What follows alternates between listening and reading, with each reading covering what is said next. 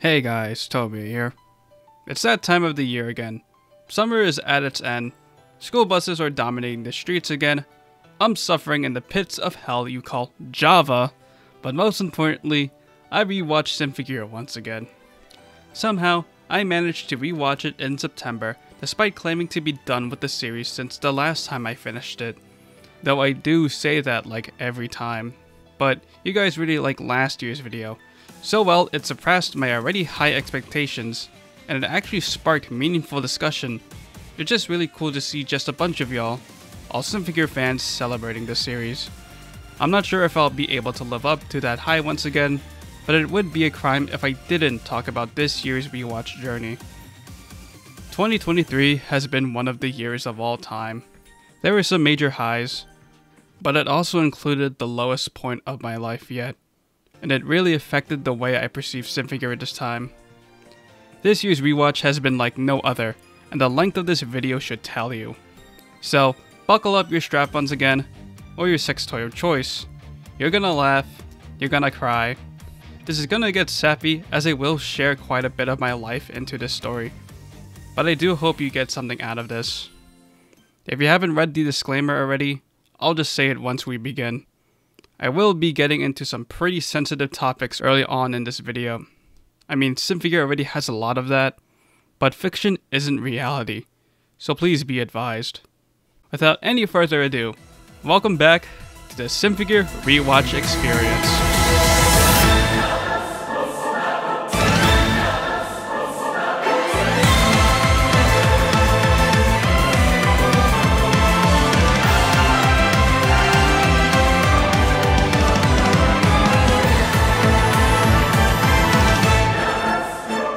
The year 2022 ended with a bang. I finally released my magnum opus of a video that I've spent months making on, and it actually did get over 100 views the first day, even getting above 500 right after the year concluded. With the new year starting, I didn't actually have anything to look forward to, as I still had 3 weeks of my winter break before I'd start the new semester, and I wasn't working, so I became extremely bored. Now, I don't want to get too into detail on what specifically happened, but that same winter break, I got depressed. Now, over my life, I've had depressive episodes, but I usually got over them pretty quickly. This was different. Something would happen which made me plunge into extreme loneliness. Now, just want to be clear, nobody was physically hurt from this event, but at this particular moment, I felt the loneliest I've ever been in my entire life. And I just shut down. Immediately, I just didn't feel any sort of happiness. But this is something I've been through before. It'll eventually go away. It didn't. The happiness I did receive was short term. Once those feelings wore off, I went back on asking myself the questions. The extent of being in these dark times was those dark feelings becoming destructive. Nobody cares about me. They're pretending to be my friends. They're talking shit behind my back. I'm worthless. Why am I even living? I'm grateful to my body for never putting those thoughts into actions. But I suffered. I felt so alone and I wanted help. But feeling so isolated, trying to reach for help is one-way ticket to being more isolated. I thought to myself.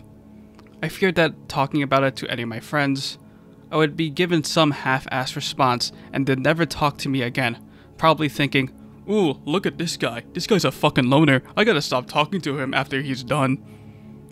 I got stuck and relied on what I would call false happiness.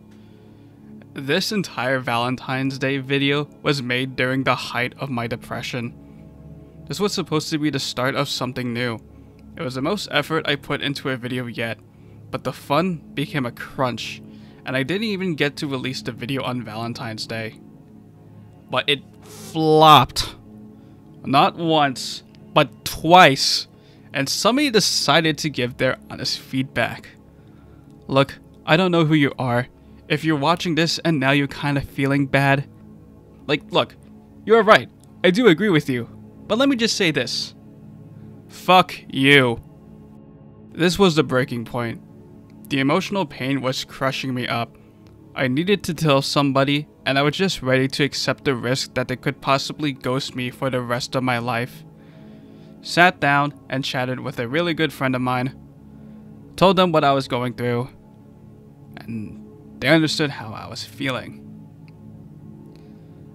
They weren't fake. I believed they were being genuine. And it fucking saved me. This black bubble eating away my mental health finally stopped.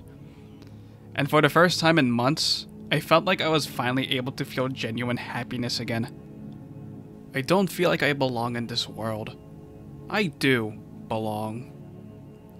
Over the course of this year, I would start opening myself more to what I was feeling at the time. One of my other friends actually approached me first, which blew my fucking mind. This fucking golden compared to this piece of shit that... And I eventually opened it up to my father. I knew these dark feelings are not a matter of if, but when they will return. I went to Europe for the first time, and right at the very beginning, I sprained my foot on a vacation that requires a bunch of goddamn walking. I felt fucking miserable trying to do anything, and I would begin to feel like a liability, like I was taking the fun out of this trip. And that miserable feeling of isolation came back. This wasn't the feeling of being isolated from my friends. I felt isolated from my own family. I cried twice during that trip. Like, who the fuck cries in a cruise ship? The ultimate form of escapism.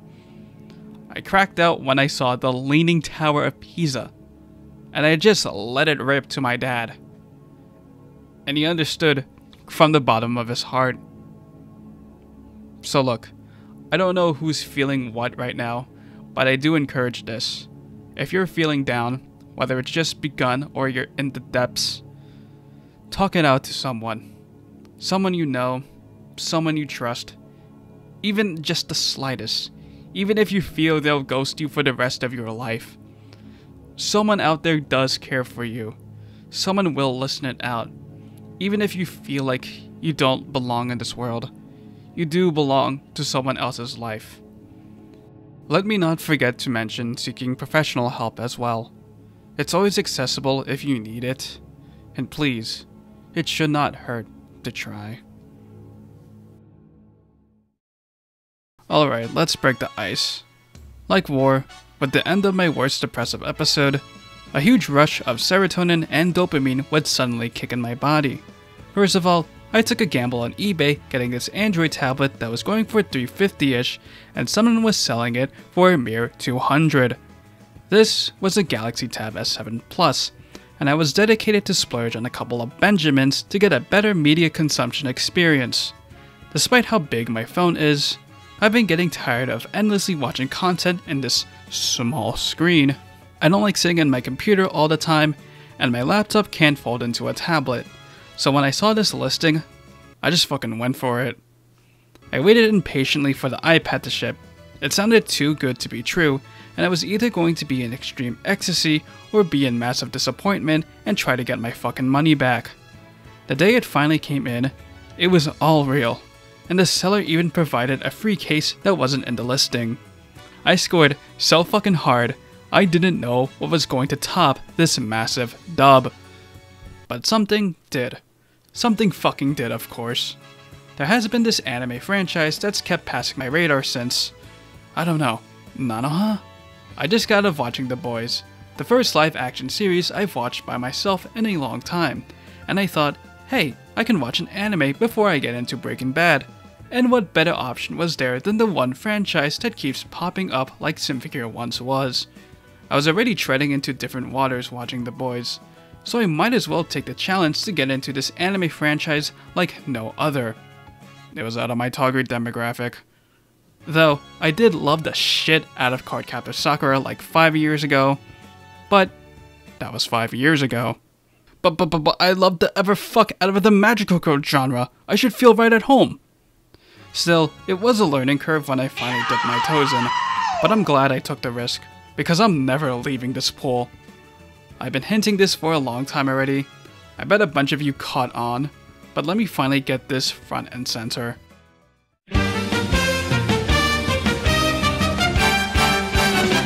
This is Prelude. Undoubtedly the biggest magical girl franchise in anime. It's not even a contest. I've watched so much already that I'm only introducing this topic. I could go on for hours about how I think about this Goliath of a franchise that I don't want to think about it. If Symphogear was a celebration of my anime taste when I started watching it as a whole from 2016 to 2019, Prelude is a celebration of my anime taste since my first viewing of Symphogear. In a lot of ways, my experience of getting into Prelude parallels my experience getting into Symphogear. Somehow, clips of Prelude would appear on the front page of our anime and made the series pretty appealing to me. But that didn't sell me enough to immediately go watch a season, just like Kirika dancing on a strip pole and Ogawa doing ninja techniques with his fucking car didn't cause me to catch up with Symphogear right away. But a fan of the franchise would pop in randomly and suggest people to watch their niche series that's insanely popular in Japan. Symphogear fans gave you no reason, while one Prelude fan gave everything to get one started in the standard of the magical girl genre. Because there are just so many seasons, most of which are independent from each other, meaning you can start from anywhere. But it's like, where in the ever hell do you start? Going for this series is usually my to-go-to, but most fans recommend going for this one season, and I was dipping my toes into this, so I didn't care if I was being a normie going for the popular choice. For the experience and the unenlightened, I finally broke the water and watched Hard Catch Prelude.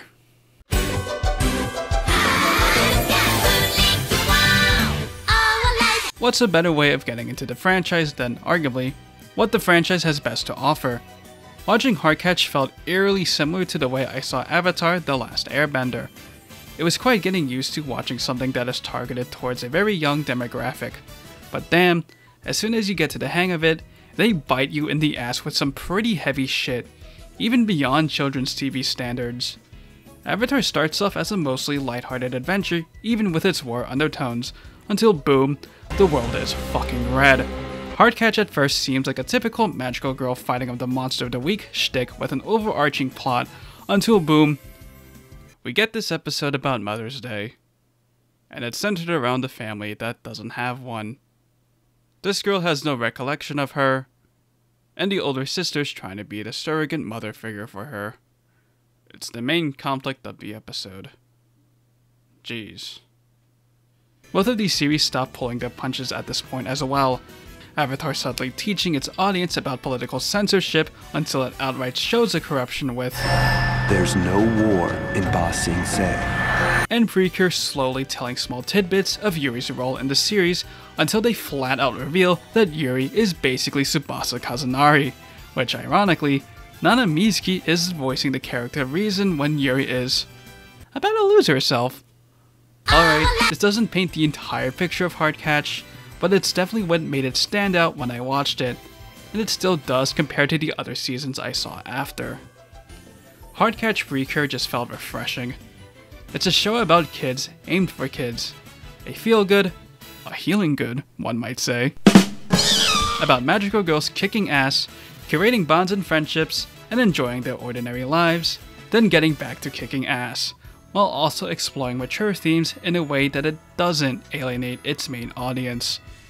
It doesn't handhold you like a Nick Jr. show, but what really sets this apart against every other anime I've seen is the complete lack of fan service, or anything questionable, that anime can't seem to do without. Let me list them off. Spy Family has Yuri's assassin dress and Yuri's incredible sister complex. Cardcaptor Sakura has not one, but two romantic student-teacher relationships. Yeah, it's bad. Gundam Build Fighter sexualizes its female characters. Eurocamp has a lot of hot spring scenes. Even Avatar has its beach episode. So it's just so bizarre, yet so delightful that Hard Catch has none of that. But the most it goes for suggestiveness is probably the short skirts and Pure Sunshine's exposed midriff. That's it. I cannot name anything else, unless someone wants to ruin my day and show me something I completely missed.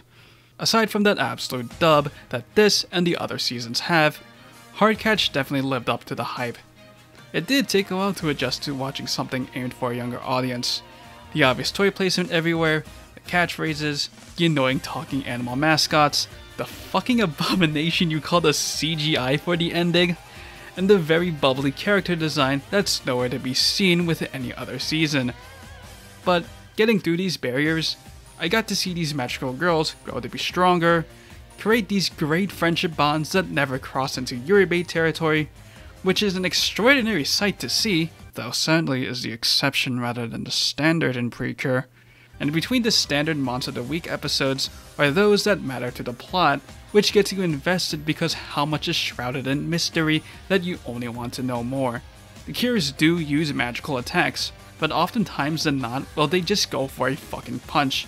And each time a new Cure is introduced, the animators go ham to really emphasize their strength. It all goes down in this climactic 4-episode finale that goes all out on their punches. There's just so many strong emotions that go down in this arc that I haven't seen anything top this off with the other seasons I watched. Finishing Hardcatch left quite a hole in my heart. The Precure took it away from me. I mean, I did watch the movie after, but Precure movies are fever dreams, so I'm not gonna talk about that. However, as I keep mentioning, Hardcatch Precure wouldn't be a one-time thing. I don't want to take too much longer, so let me speed things up a bit. Immediately after, as I wanted to fill the hole in my heart, but not get myself invested in another completed season as I had plans to watch Breaking Bad from the peer pressure on my friends, I tuned into the current series, Sky Precure, which unlike Hardcatch, I had a much stronger first impression. It's definitely more kidified, as that's been the trend for modern Precure, but Kira Sky's transformation and her finishing move got me sold right away. Now, I was thankful Sabomi and Erika were just friends and nothing more, but I would be lying if I said I wasn't giggly on how cute Sora and Mashiro are together. But there's been like no progress between— Wait, what's this? Boy Precure. 20 years and there's finally an official Boy Precure. That's fucking dope. Oh shit, I just caught up to the latest episode. That's not dope. Luckily, or not depending on how you look at it, Breaking Bad was giving me a Breaking Bad time. I got up to the end of season 2 until I finally noped out of it as it was deteriorating my mental health. The writing is just way too good on what it wants to portray. As a rebound, I decided to get into Futariwa Precure, whom at this point I'll be calling OG Precure. As for the very first of a 20-year running series, it's definitely unique. OG Precure is just violent. You're never going to see any blood, but the cures are just thrown around all the fucking time. There are some bizarre scenarios Nagisa and Honoka get involved in even before the Zakena is spawned in, and while the mascots are the absolute worst, the main villain being hella trash, and the overuse of finishing moves, OG Precure stands out for the relationship between its two main characters. Two complete opposite strangers that develop a strong friendship, but it's not happy-go-lucky all the time. They at first are only joined together by fate, eventually having a fight due to misunderstandings, but resolving it finally lets them open up to each other, building trust, inspiring each other, which it all leads up to this one episode. While Hardcatch's 4-episode finale isn't beaten, this episode alone is probably the best standalone. It's episode 42, which the villains enact this great plan to separate the cures from each other. Nagisa is desperately searching for Honoka, while Honoka is being eaten by the darkness. But with their strong feelings for one another, Nagisa and Honoka eventually reach each other's hands, facing against their enemies. And oh boy, they're angry. In a slow slew of episodes that the second half suffered from, this really just pops off. You can tell, you can feel that the animators just went all out. It's a glorious episode that shines from the rest of the season. But the season kinda ends as you expect, though it was quite bittersweet regarding a certain character, but I think they went this way because the sequel season was literally airing next week. However, I was good with what I watched. it got repetitive towards the end, and Max Heart is apparently even worse in this regard. So once again, I was done with another Precure season. Finally, after 2 months since completing OG Precure, I wanted to get into the season that was eerily similar to Symphogear, and the entire reason I watched this was to see if I could make a good segue video between the two franchises. And well, this is basically it. This is Sweet Precure, and it's certainly strange how many things parallel to each other. Hibiki, Kade, and even Shirabe are all cures, just how they are also gear users, but all of these names derive from musical words in Japanese. So, treading into spoiler territory, the main villain is called The Noise, and his main motive is bringing despair to all people because he wants to get rid of himself as he was brought upon humanity. Don't that sound exactly like something in the Symphogear universe? One cloaks themselves in a black cape just like in G. Both characters have their parental figures attempting to make themselves a martyr, although only one succeeds. There's an entire arc that revolves around the initial duo accepting a former villain into the team as a new protagonist, which both of them are tsuneres when it comes to music, and my god, both Hibikis have some really gay tension with their supposedly best friend. Though, Sweet still manages to be something on its own, and it came out before Symphogear, so who's really being the ripoff? Symphogear uses music as a means to drive the plot, while one of Sweet's core themes is music, and they let the human world become less grounded to portray such a thing. Thanks to the Tokuho earthquake that happened while Sweet was airing, the season played it safe compared to Hardcatch, but man, did it bring me lots of laughter in return. It had no right being funny and goofy as it is, though do not ask what a negatone calls itself. How Toei got away with it for its entire run is baffling to me.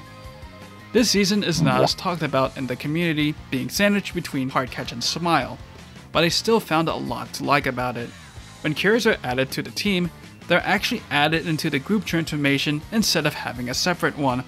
The music is fire, boy, gee, I sure hope so, but it surprisingly lacks insert songs, which even Hardcatch had. Hibiki may not be voiced by a gear seiyuu, but she is Ryoko Maotoi, and she sounds great. Her beat is best girl, her redemption arc is easily the highlight of the season, and even the series' main message, the world can't exist without sadness, is a great one that leaves you thinking, and is explored very thoroughly in its final act. Though, there is one big problem. Sweet Precure finally decided to show what's underneath the skirt, and it's just more skirt. Very cool, let's move along. Though, I will ask, how are these characters supposed to be 14? So that's been my Precure experience in a nutshell, and I'm sorry that I contained it in such a large nut. Like Symphogear, Precure has changed my life as an anime fan, and did it help me through the rough times I was going through. Watching the series just made me feel like a kid again, and it's like, why bother watching anything else when I can just watch more Precure? Sure, the idea of watching a season back to back might burn me out, but it outweighs the idea of tuning in into some random anime and whoopsies, suddenly the anime girl gets sexualized! The franchise brought my hate boner of anime fan service at its peak, that I actually feared that this could ruin my view on Symphogear this year because it has that very fan service I grew tired of. Nonetheless, I finally uploaded to my channel after being absent for 5 months straight, and I had concrete plans to post Symphogear content for my audience. Although I have started much later than ever with this year's rewatch, it still happened much earlier than I anticipated. I was already on the nose whether I should watch it now or December, but with Hibimiku winning the compilation contest, I wanted to deliver that video with justice, so I planned to watch a season of Symphogear and then add every gay part between Hibiki and Miku in that season. So, rewatching Symphogear was happening now. This was going to be interesting. I'll be coming in straight out of Precure, I'd have to be making a compilation video, and I had to pay close attention to Hibiki and Miku's relationship, all of which having the potential to have my opinion on Symphogear to crash and burn. Yet, it didn't. The parameters going into this did the opposite effect. This rewatch was fucking awesome.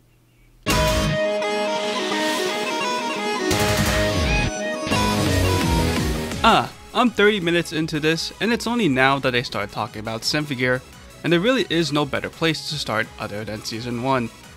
Once again, I'm watching Symphogear on yet another new device, that being the iPad I mentioned earlier, and yes, it's everything I ever imagined for a perfect media consuming device.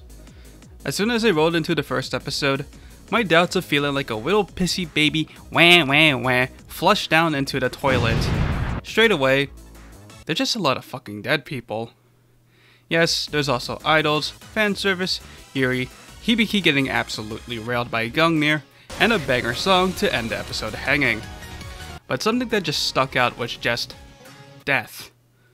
Now, it's not like I haven't been exposed to fictional people getting brutally murdered this year, but considering most of the anime I've been watching has been lighthearted and takes the theme of death very carefully, the way the Z-Wing disaster goes feels traumatic. I've been usually indifferent with the way the catastrophe goes because Concert and Symphogear are such a meme that I have laughed at it for how the series goes straight to a bloody massacre to start off, but watching it this time, I was just like, holy fucking shit. Every morbid thing I've seen in Precure, combined, is basically shadowed by this one episode. Miku visits the supposed grave of Hibiki, Hibiki herself is pierced in the heart by Gungnir's shards, Kanade sacrifices her life using her superb song to save the girl, the Z-Wing concert hall becomes a giant ashtray, and there's still piles of ash that break Hibiki's excitement to buy Tsubasa's CDs? The fact that Japan has a procedure to put people to safety from noise attacks, yet they still take so many lives anyway, really puts these words rent-free in my head. It must suck to live in the world of Symphogear. So, right away, Precure did a huge fucking favor for me, and that was letting me see Symphogear in a brand new perspective. People are just so fragile in this world, yet it's what makes them so robust. The unfolding character development of the Symphogear wielders has never felt this good. The fact there was a time that Hibiki was not the strongest fucking being in the world kinda threw me off guard for a bit. Probably because of a certain video I did earlier this year. But really where most of my attention was directed to was at Tsubasa. By the time Hibiki becomes a surprise wielder, it's already been 2 years since Kanade has died. She's still feeling the grief as strong as ever, and with the rise of a new Gungnir user, the trauma goes haywire. Tsubasa is seething the fact that the new Gungnir, that there's a new Gungnir user at all, and it just happened to be this happy-go-lucky girl who has no awareness of anybody's feelings, including herself, because she rather not, and deservedly slaps the damn bitch when Hibiki says, "Ay yo, I'll be your new Kanade to fool with." Kanade was basically everything to Tsubasa, that she's seen herself as an empty shell ever since her passing, which she can't even afford to cry about. The bitch who wants to replace Kanade fools around as a gear user for an entire month before she finally discovers some resolve. But oh, great, someone arrives in the Nehushtan armor, which its activation is the reason why Kanade died in the first place. Suddenly, Tsubasa is very excited to fight, because she has a goal in mind, to destroy the Nehushtan and herself. She fails both. Chris, while scathed, is able to escape, and Tsubasa being naturally attuned to her gear, she failed to meet Kanade on the other side. I did not realize that Tsubasa wasn't acting stupid when she sang her superb song. She was committed to killing 2 birds with 1 stone. Tsubasa had nothing left, and her plan would give her everything back, but it was just not meant to be. Hibiki finally learns the story of her suffering, and because of that, she's aware of her wrongs, and commits to changing for Tsubasa's sake. She is not a replacement for Kanade, and she'll stop being a fool of a gear user. Hibiki takes the path of becoming the strongest human being in the world for the sake of Tsubasa. And that's something I just thought about now. Why I'm trying to lead with all of this is what Tsubasa does next. Once Tsubasa discovers that she has survived, she wants to give this second chance of life a chance. Failing to be with Kanade's side for good, Tsubasa wants to find her reason why her life is worth living, but she starts off by giving Hibiki a chance. telling her resolve is a path to suicide, which she's also telling herself, but because she attempted self-death anyway, she tells Hibiki that her resolve is her choice, just as she chose to live. From there, she continues to open herself up.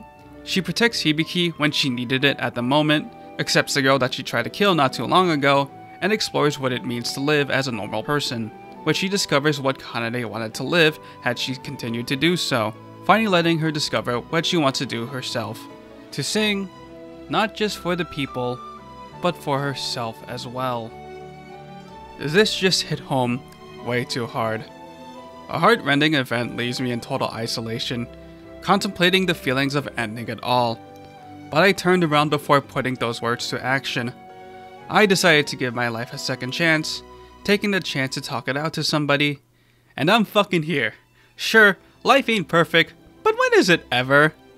I make YouTube content without earning a single penny. I invest way too much on plastic model kits, I collect way too many computers, and oh, right, I guess I like watching anime too. Now, where Tsubasa and I disconnect is when she decides to pull a Kanade in the final act. This was the strongest epiphany I had in last year's rewatch. When watching it again, connecting all the pieces of Tsubasa's character arc, it's pretty much more beautiful than ever. To save Hibiki from her rage, Tsubasa, ready to sacrifice herself for her, lets go of Kanade and accepts the other part of Zei Wing as... Goddamn, Nana fucking wills it. Anyway, that was just a highlight of the season, but guess what? There's still a lot more to talk about for just Season 1. Time and again, I will defend Season 1's animation quality. Yeah, it looks super old for its time, but OG Precure also looks super old for its time, and that's a fucking compliment. But yet again, thanks Precure for letting me appreciate the gear fights to the highest degree. My opinion on Chris has been slowly declining. I'll get to it. But wowee, her duels against Tsubasa and Hibiki are fucking insane. I was hooked into Precure for the Sakuga fights, but they really only happen sporadically, and they're treated like special events. Episode 4 rolls in, and it's just like, holy shit. Tsubasa and Chris just go fucking at it to each other. A combination of quick gear moves, CQC, and insane nimble movement makes this one hell of a fight that ends with a superb song being used against a human. When Chris returns to the battlefield to spar against Hibiki, she throws everything against her with Nahushtan in the end of episode 6, but when episode 7 starts, Chris unveils her dirty little secret and just fires a barrage of gunpowder that Hibiki can't fend off. So Tsubasa joins the battle, and it's just like, god damn! But these fights are perfectly readable. Unlike the rest of the seasons, Season 1 doesn't use those ADHD camera effects that the anime industry loves using and allows the camera to stay still instead. Add that and the non-bloominess of the art style, I just gotta... mwah. And no, I'm not gonna forget about the entire final act. Everybody Against Fine continues off from Chris's fights, and obviously all of episode 13, which, where did Statelight find all the time, money, and effort to have its animation keep up with the insanity of the episode's plot? Season 1 just has this style that is lost in the later seasons. Everything has a sharp, clean-cut look to it. Like I said, it just doesn't like to bloom when every other anime does to make its art style look better. Anyway, you probably don't care about that because I said something within my praise for the art and animation, so let's address the elephant. Yes, my opinion on Chris has fallen off for a while now. Look, Chris is fucking adorable. There's just this one little problem, and it's not her height. I'll be honest, I've been guilty of doing this myself in my old videos, but as to what this whole video was about, opinions change. Something that I once blindsided now boggles my mind more than ever. But here's where my declining tolerance of fan service has ruined Symphogear. It is so tasteless to present a girl's defining physical features being her big oppai, then showcase the sexual abuse she gets from Fine, then assume she was trafficked as a kid, only to showcase a prominent shot of her boobs again in her Ichival reveal. You think that's woke? Oh, please, type it down in the comments so I can personally tell you to fuck off.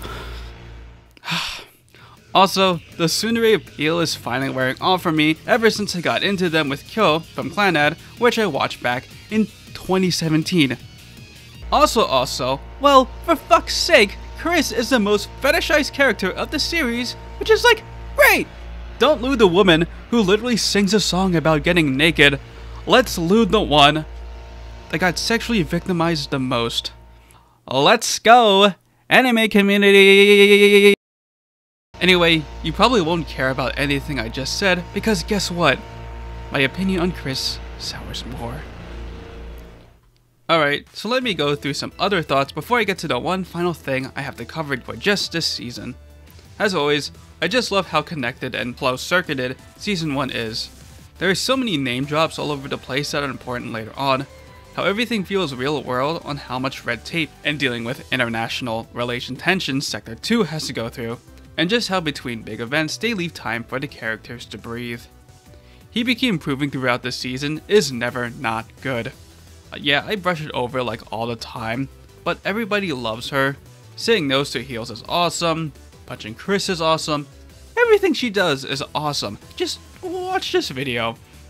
So, I actually liked Fine. I mean, Fine is a simple villain, but I think I just like her coming off from Precure, which the main villains I've seen have been absolutely terrible with the exception of Noise. But Fine's the snarky little slut that's been pulling all the strings. The Noise, the Zawin concert, Nahushtan, the entirety of Sector 2 and Lydian, motherfucking Symphogear itself, it's all curated by Fine, which, hey, that's pretty badass. Until it all falls down, thanks to some girls that decided to not live anymore, but still lived anyway, bitch. Humor is still the worst part of the season. It's just not good. Portraying adults as good must have been a bad thing because Gendril never goes on that topic ever again in the later seasons, but I finally accepted the ending. At this point, I've come to terms why the ending is the way it is. I can't change it, and Satellite wasn't sure if Symphogear was ever continuing, so they just made this ending on the fly. I mean, it still sucks, but who cares? Other seasons did come to fruition. With all that said, Season 1 has finally seen Arise's score for the very first time. It's been an endless 8, but it finally bumps up to an 8.5. Wait, what? Emotionally, it's basically a 9 out of 10, but seriously, the humor is fucking terrible to go through that I don't want to talk about it. And as much as I do defend the art and animation, I'm defending they're not a terrible piece of garbage, and while it has some advantages and character to it, I mean, G still blows it out of the water. Speaking of G, let's... Huh? Oh, right.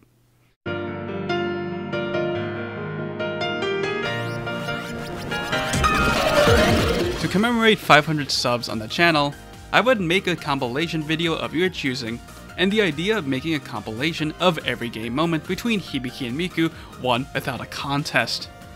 I knew this was going to be a long video, so I wanted to work on it by chunks, but I also didn't want to miss any moment as much as possible as I wanted to please my audience, which meant that I was going to pay attention to every goddamn Hibi-Miku interaction. Like fanservice, my tolerance for Yuri had just burnt out. This year was supposedly the year of Yuri with a bunch of actual Yuri shows coming out, but it's like the ones I did watch, the gay romance didn't magically make the anime. In some ways, it was just a drawback.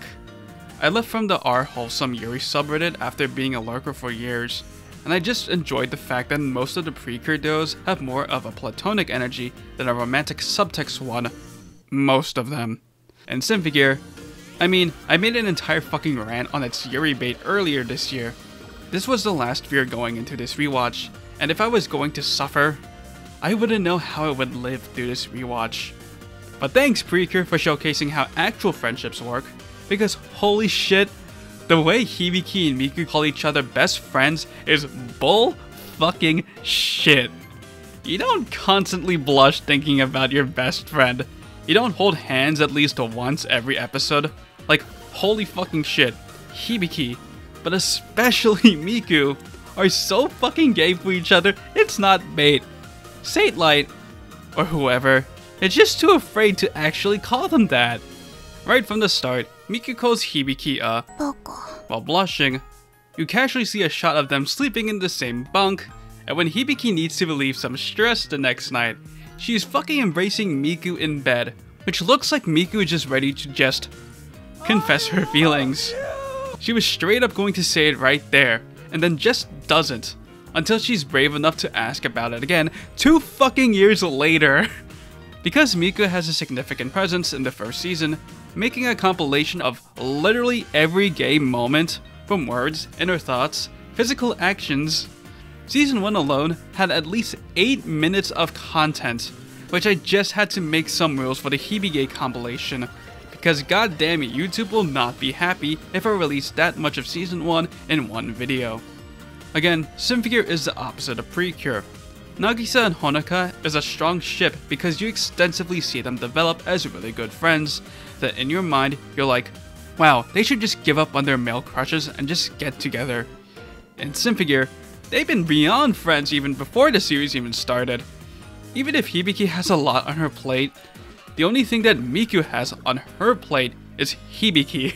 As soon as she fails to cough up her feelings, she starts getting ghosted, she grabs this infamous book, and her distance with her best friend starts eating her up. Wait a minute, but with a few words of courage, she wants to talk, finds out she's a goddamn child soldier, and is just mad. Ain't this one-sided argument the gayest thing ever? But Miku realizes that Hibiki does what she does as because it aligns with her own morals, calls herself an idiot, and encourages her to do what she wants to do by, going for a suicide run. Miku tries to get in the way of a divine being and tells her crying pissy baby friend to shut up as she believes in Hibiki no matter what. And if she ain't gonna believe in herself, well, she's gonna make her believe in her best friend that believes in her. Sure, I would criticize on the fact that a huge chunk, if not all of her character is driven by being gay for Hibiki, but that's the thing, it's so fucking gay, and I love it. Her gay for Hibiki is not meaningless, it literally drives the plot. It's how they cope in the world they live in. From Tsubasa finding her own reason to live, Chris realizing her true feelings of her parents and singing, Miku and her worries of Hibiki that drives her to do what she can, and Hibiki using her new power to protect those in need. As much as humankind is fragile in this world, that very truth is what drives them to become so goddamn powerful. So how do they continue with life after the end?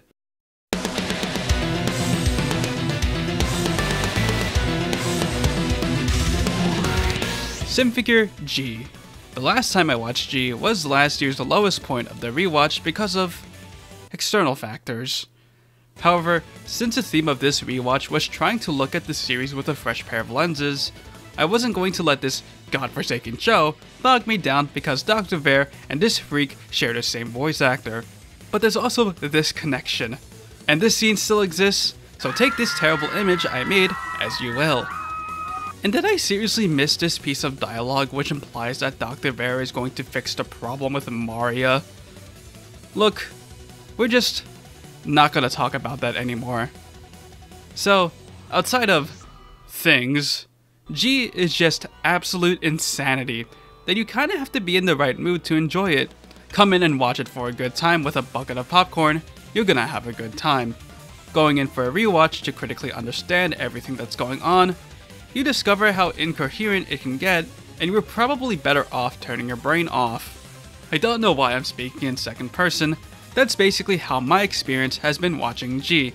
It's either a perfect sequel to Symphogear, or wow, they sure did improve the animation from Season 1 at the cost of the storytelling. But as I watched Season 1 like I was simultaneously watching it for the first and 42nd time, I wanted to use the same approach in the hopes that I discovered a new experience with G. Find the joy I had when I watched the sequel for the first time, but finally attempt to get a near perfect grasp of everything that happens in this densely packed 13 episode run. And if you can't tell from the tone of my voice, that's exactly what happened. G is once again the perfect sequel to Symphogear. Hopefully this carries on next year. Not only is the season and onwards blessed with top-notch animation, The season expands Symphogear so much, with a whole new cast of characters to explore while also tying all the loose ends from Season 1. There are maybe too many songs now, and most of the flaws have to do with the pacing. These thoughts aren't anything new, but it's always a shocker to come from the amateur-looking season that took its time to get to a big event, that leads to a bigger event, to a top-of-the-art roller coaster that never stops. We got a new roster of villains from the start being a trio of evil Symphogear, and because of some shitty words this stupid bitch said to Hibiki, well, we find out what happened to Hibiki after her near-death experience. More suffering! Yay! I think that's really the highlight of G. You really do explore each and every Symphogear user that actually puts Satellite in a pedestal for the rest of the series. Hibiki is fighting the noise as ever and has found a way to negate the effects of Superb Song, but it's revealed that even after her near-death experience, she got bullied, her dad went to go get some milk, and probably went to Lydian as her means to escape from her trauma. But guess what? She's about to suffer even more. Nephilim tears her arm off, which she goes berserk, and recovers, but now she has become a ticking time bomb with only death in sight. Tsubasa's kinda just living her life now, her eyes have settled with a new hot chick, never mind, she's bad. Well, she found a true friend with Hibiki, oh shit, she's about to fucking die, guess I'll ghost her. I guess she can improve her relations with Chris, which she herself is adjusting to. Well, normal life. She can't seem to call anybody their name, she's too embarrassed to have fun, but she's trying.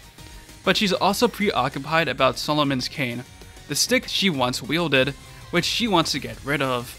Maria wants to be a hero for the world, her actions fitting her appearances, but she's chained in lies, uncertainty, and hypocrisy that results in her having a severe lack of self-confidence, which causes her to spiral down into doing things that stray from her morals. Shirabe thinks that what she's doing is right, and this happy-go-lucky girl has no right to be a little girl war machine, but discovers how wrong she actually is when that girl saves her life at the cost of her own.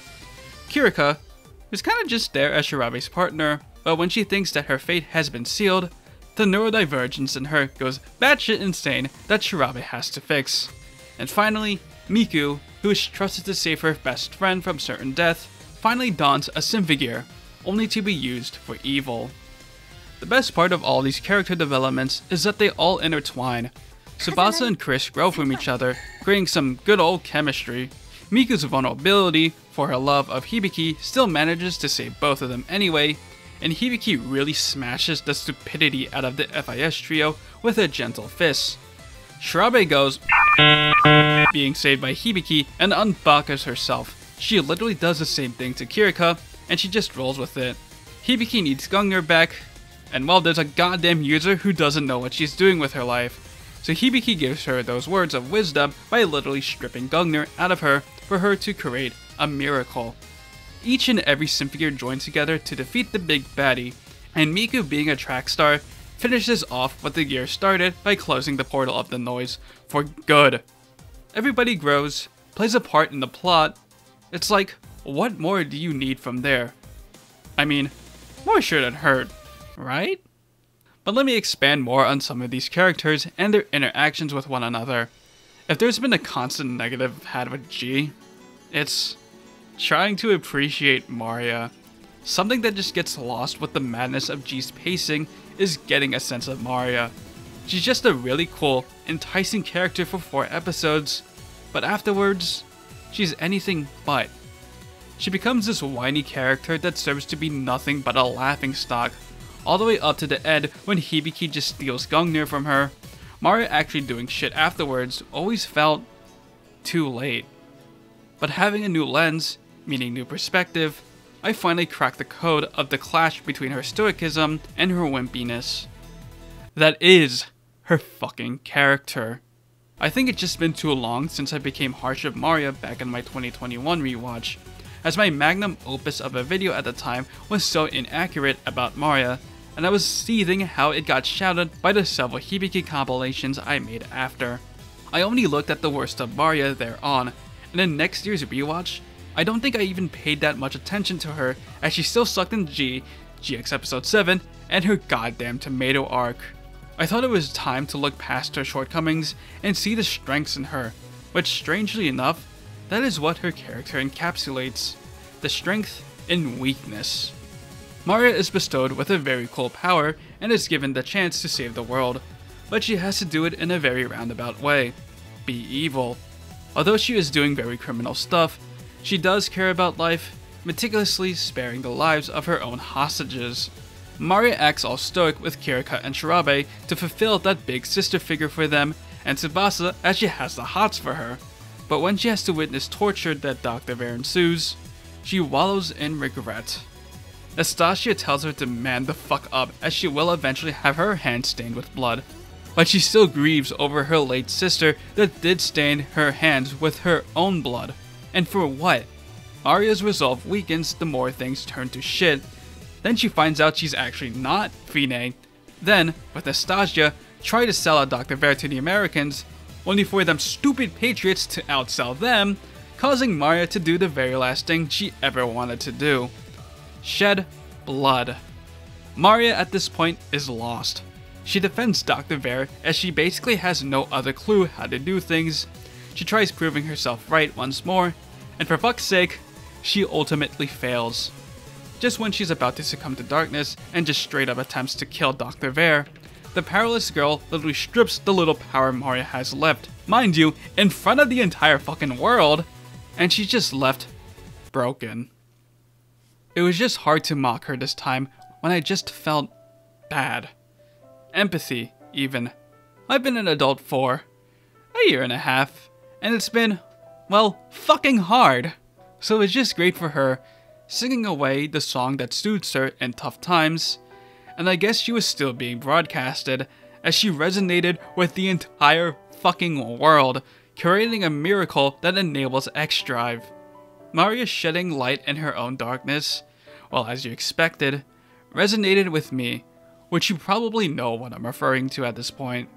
Anyway, with a miracle happening, Maria gets to take her shot of redemption as she wields Agartron, being the very first and only user who can wield two relics, and obtains the very thing she wanted in the first place. The power to save humanity from calamity, and look very cool while doing so. It's like, for the first time, I wanted to see Maria in action, and I'm so glad that her story doesn't end there. It was rather just the beginning. While my opinion greatly improved with my beloved queen, what did kinda falter was with the rest of the FIS team, well, more as of a whole. But you clearly understand the downward spiral Mara goes throughout the season. It's quite painful for Shirabe, Kirika, and especially Nastasia being unfathomably stupid. And because they are so asinine, it's how Dr. Vare gets away with everything. There's just some real cringe when Shirabe actually doesn't understand Hibiki's pain, and how that cringe transfers over to Kirika, becoming super neurodivergent with her whole Fine dilemma that she herself found too cringe that she tries to kill herself. What the fuck? And Nastasia, after grooming these children for at least a decade or so, why does she start thinking about the thorns she put through them only now? I guess it's human nature, but I'm still wary of their actions. Shirabe does get that turnaround though, from the one that she verbally destroyed not so long ago. When Hibiki saves Shirabe by sacrificing a huge chunk of her lifespan, Shirabe is so shook. She starts feeling ill and Fine's powers start acting up. I have finally realized that this happens because Fine's soul has been tampered with Hibiki once again. First, it was essentially forgiving her after everything she's done, letting her die from natural causes, to rescuing her reincarnation that superficially badmouthed her, because she knows how it is to suffer from a superb song as a linker user. She knows because she suffered from it. Ain't that fucking poetry? Shirabe stops being a fucking idiot and turns against FIS, decides that she wants to learn to accept Hibiki, and when she finds Kirika aiming to kill herself, she takes the blow to protect her. When she meets Fine, Fine is like, fuck, my past life has been influenced by Hibiki, you've been influenced by Hibiki, how can I be this silly little villain when I have no words to counter this fucking girl? Here, just take my life, I give up against Hibiki, and you should as well. With the miraculous revival of Shirabe, it also gets Kirika to turn over. I mean, Dr. Bear is one goddamn slut for absolute power. They might as well stop him. Finally, Chris and Tsubasa. First, deteriorating opinion on Chris update. She has no right to be cute this season. Alright, what I don't like from here until Access is how the Soon of her tsundere actually affects the plot. With her anger against Solomon's Cane, the best idea she can think of is keep it all to herself, make Tsubasa suffer just for some shock factor, but obtain the staff by force anyway because there is no way Dr. Bear was just gonna hand that shit over. Like I said previously, the tsundere appeal is wearing off, so I've portrayed this more negatively than I used to. Brownie points for calling people their names, but she will not improve any more from that. With that out of the way, it's still nice regardless to see chemistry grow between Red and Blue. From girls trying to kill each other, to accepting each other ever so slightly but definitely accepting the hamster, to eating out to eating out at a family restaurant together, to hey, I'm not gonna kill you, but I'm also gonna kill you, you understand? Leading up to Tsubasa singing Zetto Ame no Habakiri, each time sung to Chris with the intent to harm, now singing it to protect her. It ends with this very nice interaction, and it's this type of Chris I'd have liked to see more of. Well, I guess while I'm at it talking about the intertwining character arcs, it's time for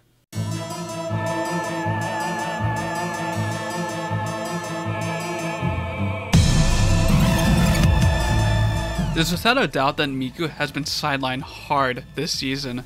From someone that was as much as the main character as Hibiki and Tsubasa were in Season 1, with 3 new actual gear users in G, Miku exists much less, having much less Miku scenes to look out for. But when Miku is around, they make her screen time and the subtext worthwhile. Miku's well beyond understanding that Hibiki fights because she wants to, but she worries for her. Understandably so, as everything she fucking does always has a chance of getting herself killed. Hell, the one time Miku tries to cheer her up after unfortunate circumstances, Hibiki becomes reckless once more. Miku is scared and freaks the fuck out that she literally can't embrace her as she's hot to the touch. Gendro then tells her that Hibiki cannot fight anymore and Miku wants to do everything she can to prevent her from certain death, which results in them having the staple aquarium date, which Hibiki straight up calls it one, until once again, it's interrupted. Miku's resolve to save Hibiki is so goddamn strong that with one single hand is saving her from her fall, and she could have saved her as the one who lets go. It's fucking Hibiki! Then Miku dies! I know she doesn't, but all you know what's coming next considering she's with the villains. They have a relic in the shape of a gear pendant, so say hello to Senchojin Miku. Not only is this one fucking twist that finally gives Miku the power that everybody else has, but she was able to wield it from the power of protecting Hibiki, the power of unyielding Then you have all the lyrics in her song, which they actually touch upon in the OVAs. Then you have the actual fact that Miku has become the most dangerous adversary, which Hibiki decides to fight in the 200 seconds left she has to use Gungnir before it consumes her. You actually see them fight fist to fist without hesitation. For once, Hibiki expresses the gay, believing in her reckless goal to use Miku's destructive power that actually saves both of them. Once they recover from the power of Senchojin, both of them are unbelievably happy. Finally, we got Miku throwing Solomon's Cane like a goddamn superhuman to give Hibiki a world she doesn't have to fight in, and this one last embrace in the epilogue. Don't even get me started with the OVAs of the season. We see Hibiki is very worried for how Miku might be feeling in her disappearance. She gets a beatdown, but is followed with this heartfelt reunion. While Hibiki calls Miku her sunshine, Miku has her own metaphor calling Hibiki the whole sun, and seeds the fact that she is hella dense, just like the sun. She doesn't like the fact how much Chris is involved in Hibiki's first mission in G, making a reference to sailors having mistresses, and to top it all off, what I said earlier when Miku explodes, realizing what she's saying as an evil little bitch. So, even if Miku is a lot less apparent in G, the gay of Hibi Miku is as strong as ever. And for once, I'm having a fun time experiencing this development as actually gay rather than being queerbait and making a compilation video out of it, mostly because I'm taking my sweet time on it. Like I said for season 1, even if this is the start of the actual romantic progression stagnating between the two of them, their gaze still holds a lot of purpose in the unfolding story, and through exaggerated characterization, Miku, and Hibiki to an extent, are embarrassingly aware that they have queer feelings for each other, but never say it explicitly because Satellite might get in trouble. Well, shit. I thought I didn't have as many thoughts for G as I did for season 1, but the script length has told me otherwise. Using the mentality of watching this like it's the first time reignited my love for the season. It's just full of great character moments, action, and an unbelievable amount of hype which each episode outhypes the previous. It's one dense fucking rollercoaster that never pulls any stops. Sure, the density of the season makes the writing questionable. Like, it's taking me 5 rewatches to finally understand Maria's confusing behavior. It could also be a skill issue, but it's one hell of a fun time. Dr. Vera inclusive this time. Here's your 9 out of 10 again. To top it all off, it ends in what I might say is the most satisfying conclusion. A not too short, feel-good, open-ended epilogue that works as a stopping point for the 2 seasons of Symphogear. But we all know Symphogear doesn't end here. And you all know how I felt about the next season. How did it go? This time.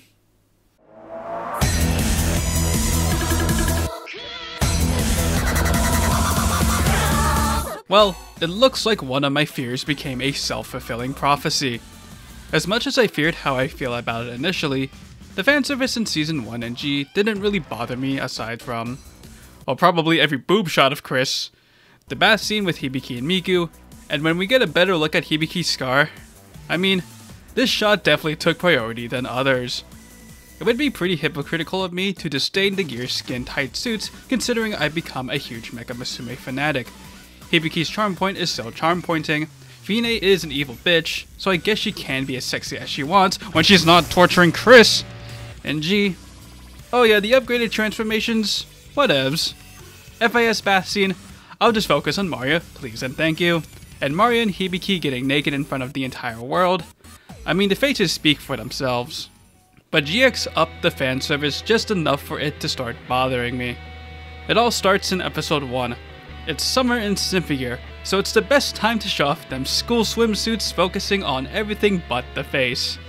It's already strange enough that this premiere concert is the only one that doesn't go wrong, but I noticed the camera focuses a lot on Tsubasa and Maria's bare bottom half. Alright guys, I get they're gliding through water, but you really got the foot enthusiast out of the cage, did you? Was this the season that included Stura? Oh, it didn't. Finally, once we see the conflict arise, they really focus on Farah kissing that man's life away and find out that, wow, that really young looking girl is wearing nothing but a pair of undies under her robes. That was just episode 1. Oh no, we're not done. I'm going through everything. This is either a curse or blessing depending on your stance of fan service. As per usual, Chris's boobies are a prominent shot in her transformation. They straight up point out how Elf9 is wearing barely anything. More straight kissing, yes, more bouncing around, and the noise are back to completely dissolve Chris and Tsubasa's gears, which in the next episode give an actual explanation why the destruction of their gears makes them bare naked. Gender? Let's just call Elf9 a girl.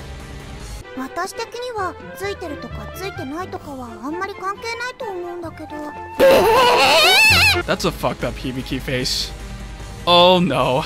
Episode 5. Shirabe looks at you with disgust as she starts transforming. Sorry, I'm no Blue Archive player finding any pleasure in this. Oh, but it gets worse. Kirika bare naked starts fucking crying, which looks absolutely vile out of context. And then they one-up themselves once more with this fucking shot. There's no way I'm showing that uncensored. Find it yourself elsewhere on the platform. Maria, I'd rather look at you. How is this joke still going? Well, the lolly villain unlollified herself, and the first thing she does out of her transformation is give herself a little massage. But Carol is an evil bitch, so I guess she can be as sexy as she wants. Also, I don't know what you were saying, Chris, because if there's one thing I can finally give a thumbs up on the fan service are the ignited forms. But even calling that fan service-y is debatable. We finally reached the pinnacle of this disturbance, and this is the straw that broke the camel's back. I of course am talking about the unsung episode 7. Since forever, episode 7 has been the bottom of the barrel episode of all of Symphogear, and instead of finding redeeming qualities of it, I found what makes this episode so irredeemable.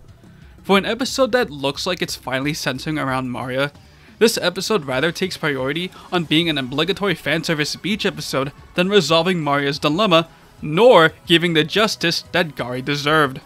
It takes 7 minutes for conflict to happen. Maria transforms in the 9:30 mark, and literally only 90 seconds later does she activate the Ignite module, succumbs to Berserk, and loses in 1 minute. I'm looking at the episode to truly see how bad the pacing is. Gary retreats to the whatever thingy, and just 2 minutes later calls for a rematch. Both Gary and Maria say the same things they said 5 minutes ago. Elf9 gives Maria the lesson she needed in the worst executed way possible. Maria activates Ignite and kills Gary, which she is seemingly happy about it after not being so for her entire time fighting Maria. If you really want an eye-opener, Maria and Gary's resolution accounts for 13 minutes of the entire episode. 13 minutes, subtract that and the opening and ending credits, there is still 8 minutes left of the episode. You know where that's being all put into? You guessed it, the beach part of this episode. It doesn't hold any value besides your eyes being feasted with your favorite characters in cute swimsuits. It's for special training, but there's no special training going on. It's just glamorous shots of anime girls in swimsuits. It takes up 4 fucking minutes that could have been used to flesh out Maria's arc, and they could have pulled it off, because right after, the reveal of Top Dad worked so fucking well. Episode 8, 9, hell, the rest of the season is paced better than the entirety of G. Maria just got the short stick because it coincided with the beach episode, and they really wanted more beach than bitches yassifying themselves. At this point, the fan service starts dying down, but there are still quite a few questionable things. Hibiki, the most forgiving person in the world, finally has someone she truly loathes. And it doesn't help that his actions make her feelings justified. Tsubasa is a product of cuckoldery that she found out by herself. I do not need this close-up shot of Duerdane's legacy! And of course, Carol goes all out having this prolonged kiss that ends off-screen. Satelight doesn't have the balls to have Hibiki and Miku kissing, but incestuous Lolly's doing it? Let's fucking go! Sure, Carol by all means is one huge retard, but damn, is she also one incredibly horny villain. Now I know Feeney's there too, but she was definitely aware how sexy she was and used it to make her presence dominating. Carol on the other hand, is a closeted pervert. Her Alkanoid stripped the Symphogear users bare naked. She has no decency to give Elf9 any better clothing. I'm pretty sure she meant— okay, you're not hearing the end of that sentence. And the way the autoscorers suck the memories out of people is kissing them. And Carol's just bewildered of what she's capable of imagining. Now you're gonna find this pretty wild what I'm about to say next. This is a good thing. It is oddly refreshing that my main problem with GX is the fan service. To me, it's a lot tamer than being frustrated at Carol's motivations and the excessive daddy issues that are resolved like crap. Hibiki's not worried about not being able to sing, she's preoccupied that her father is back in her mind and shows up in the flesh not so long after. Carol's just really angry and has found the perfect opportunity to exact her revenge and ends up succeeding absolutely nothing. I almost cried when Tsubasa's dad was just being a big fat tsundere, as it reminded me how my dad took my depressing thoughts at heart, which I feared he'd just tell me to man up. And Hibiki forgiving her father, whatever, they forget about him in Axis and make him admit how a terrible father he is in XV, more on that later. Anyway, time for more Chris slander before I talk about some new positive discoveries. Instead of Chris going all soon and projecting her feelings towards Tsubasa, she's going to do it to Kirika and Shirabe instead. First, she curses them out when they save her, though she really means that she wasn't the one being able to protect them. That negatively affects them anyway. She's then really hard on herself, thinking she'll be forever alone and will never protect the ones she cares about.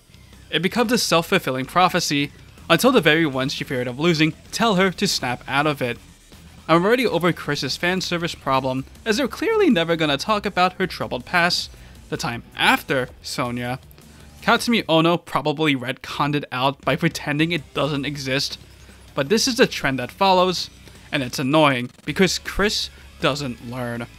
She'd rather keep suffering to herself, causing others to suffer, and they're completely fine about it once everything is resolved. Just Chris things, I guess. Alright, lower down your pitchforks.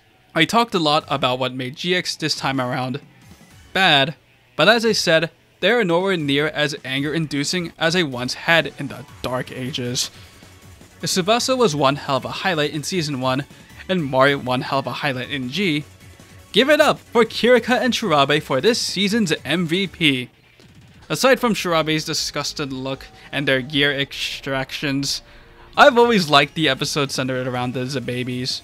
First, I've always liked the setting of the giant power plant to help supply Elf9 creating the Ignite module, and the fight between DMG, the Alkanoids, and Mika being pretty fire, and episode 8 just being a lot better than the previous episode, as not only do they create and resolve tension between Kirishira, but also introduce the dilemma with Hibiki and her terrible male biological parent.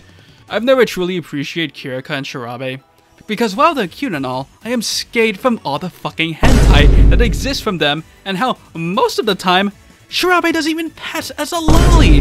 There's also the common judgment that after G, Kirika and Shirabe don't really stand out as individual characters. And there's truth to that. They work best together, as one character rather than two, but I like them regardless in GX. Although both of them do lose brain cells over the course of Symphogear, they act pretty mature in GX. Like Mario wanting to power to live up to her style, the Zababies want to be useful and tear themselves apart for the fact they can't do shit without drugs. It leads them to recklessness, fighting in their gears without Linker, then through the power of robbery, they dose themselves in what should be expired Linker, but they use it anyway and they're chilling, until they're not. Later on, once they're ignitified, Shirabe protecting Kirika actually puts them into an argument, and I can kinda see where Kirika comes from. Kirika, being the neurodivergent she is, tried to kill herself because she made a fool of herself right in front of Shirabe, but kills Shirabe instead. She's the first one to go, leaving her defenseless against the Alkanoids, and even now, she's still holding the fire. Even when they're arguing and fighting again, Shirabe's still shielding her up.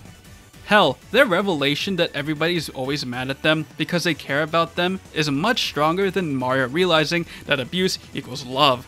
And likewise, their matches against Mika are much stronger than what is presented in Mario's duels against Gari. The Zababies don't succumb to Berserk, said they were sorry for being reckless, that surprises Chris and Genjiro, and Shirabe wants to admit how much of a fucking idiot she was hurting Hibiki's feelings. And their value doesn't end there. Like I said, from their realizations, they're the ones that help Chris snap the fuck out of it, showing how they can handle things on their own. Helping her realize that she needs to stop being a helicopter pissy-wissy baby. Shirabe finally apologizes to Hibiki, although she stopped caring, probably around here, though it still shows she cares. And because they survived this explosion, we get that motherfucking crane machine of a contraption. So, way to go, Zababies. I finally expressed some goddamn appreciation for you two for once. It's too bad you don't really improve from there, but I don't really care.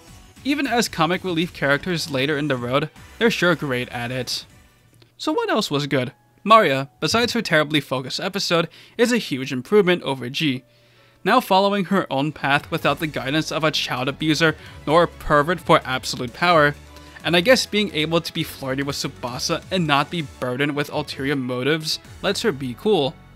She remains gearless for the first half of the season, but she's still as prominent as the rest of the cast, and they do let her transform into Black Gungnir again to have her fight with slick moves, until she can't. Even after the atrocity, the rest of the season does show her fighting skill in the Gartrum, and god does she look perfect in it. She gets to be nice and flirty to Tsubasa before her doom, doesn't meet her doom, Garchomp seemingly has this cool ability that transfers Hibiki's S2CA across other gears, and my oh my does she kill it in X-Drive. I swear Hibiki makes this out-of-pocket comment just so we can see Mario like this. Thanks, hamster. No, I have not forgotten about mentally insane Dr. Bear, the true beauty of his character. Although I love sexy men in glasses, he's magically a much better character without them. Mostly because he's a recurring but minor antagonist that actually tries to talk sense to Carol, fails, and decides to fuck up with her plans. Which unintentionally makes him a fucking hero.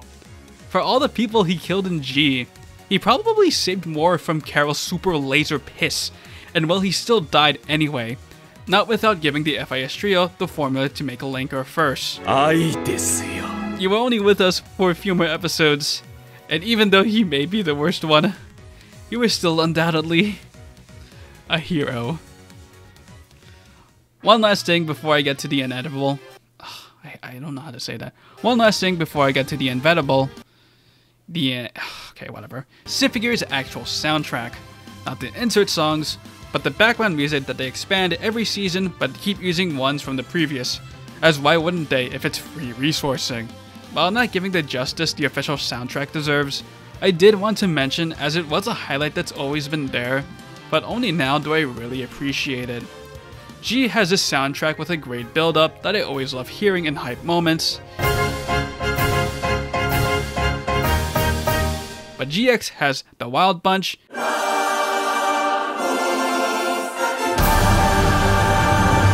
and the one that never fails to give me chills, hearing the Dying Self soundtrack for the first time in the series. With the build-up, the whistling, the very 90s tune that I always think of the Shining Finger soundtrack,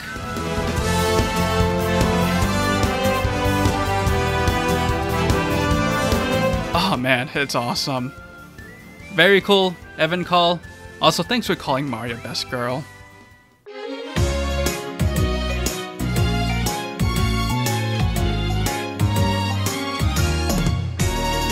If there's something fanservice didn't tarnish, it was Hibi Miku in GX, mostly because of the lack of Miku in this season, that she doesn't even contribute to the climax like she usually does.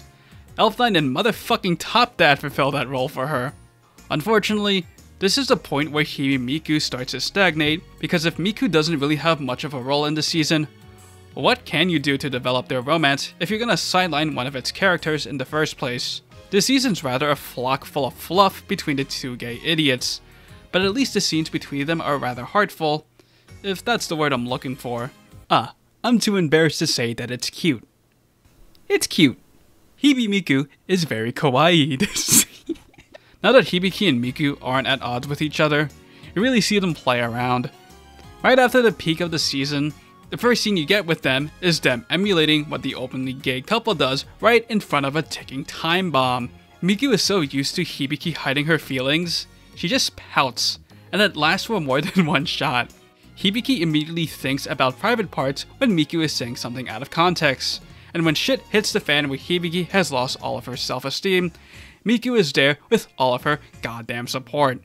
They probably slept holding hands, and who knows, maybe Miku scaled the building because she knew she'd get attacked, finally causing Hibiki to snap out of her forced dilemma to resolve it with this beautiful shot.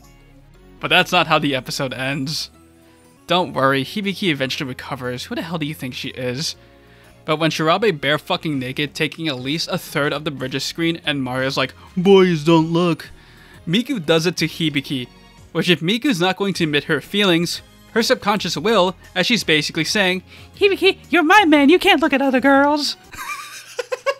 Later on, Hibiki is the only gal that loses Janken, but Miku's like, "Let's go together while holding hands," encourages Hibiki to do the impossible by meeting up with her father, regrets it when she sees how much that fucking backfired, still wants her to try considering how much Top Dad is trying, and oh, where the fuck did she go? Well, when we do see her again, Miku becomes a shoulder for Hibiki to cry on when all hope looks lost for her little friend. I don't know, while there isn't anything that pushes their relationship into anything more, Miku being the gay supportive companion is a nice change of pace than her being with odds at her, whether that's Hibiki abiding to her NDA or Hibiki on her way to death that leads to Miku being evil. Miku wants what's best for Hibiki, and does it in the healthiest way possible. Miku doesn't like how she hurt her feelings when she suggested meeting with her father, but also doesn't like when she ignores his thousands of calls. It's those little things that really show that Miku cares. It's chemistry I didn't notice before from being clouded from my Yuri bait hatred, and it adds up to have unwavering positive thoughts for Hibimiku. Don't even get me started how the OVAs portray them this season. Hibiki randomly decides to say she's finally home like a sailor. Miku decides that she wants to cook for Hibiki like she's her housewife, which actually follows through next season. And of course,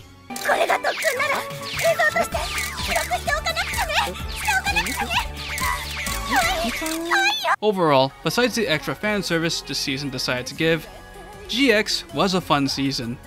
It's not going anywhere competing Season 1 or G anytime soon, but the auto scores being a bitchy quad of villains and Carol being literally too angry to die was a delight to watch like last time.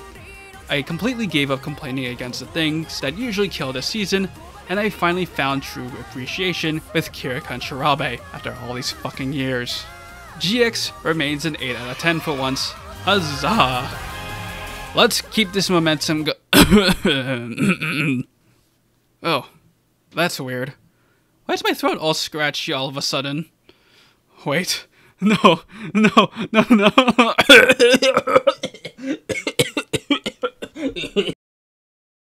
Oh.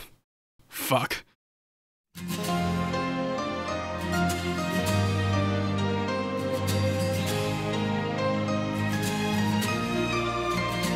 If watching Symphogear like I'm watching it for the first time again is not enough of unique quality in your opinion, then here's a concrete first for this rewatch. I got sick. For the rest of the rewatch, as well as for the rest of the month. October just started. It started out as a common cold, but for the 4th fucking time in my lifetime, I was positive for COVID once again. And by all means possible, it was difficult to start another season. It's crazy to think about it. Just last year, I was forcing myself to enjoy Symphogear when my fun of G deflated on me. Now, I have all the motivation to start the season that always ends up well for me, only for my body being unable to keep up. I took a 4-day break between GX and Axis. And yeah, sure, that doesn't sound like a lot, but it was the longest break I ever took between seasons, ever. It really shows how fucking delighted I was watching Symphogear this time, but it came with a sacrifice. Not only my well-being, but I finally succumbed to the Axis hate train. I've always been positive towards Axis, but there's quite a few people on the Symphogear Discord that have been vocal on how it sucks. I've acknowledged their opinions for a few years, but I've never agreed with their sentiments. Until now. Fist 1, Reason 0, while being a very commie localization, is a perfect way to describe this season. While the action, animation, sound design, cool factor, and the hype go hard as fuck, it doesn't have that weight as it usually does from a regression of the story, characters, and stakes.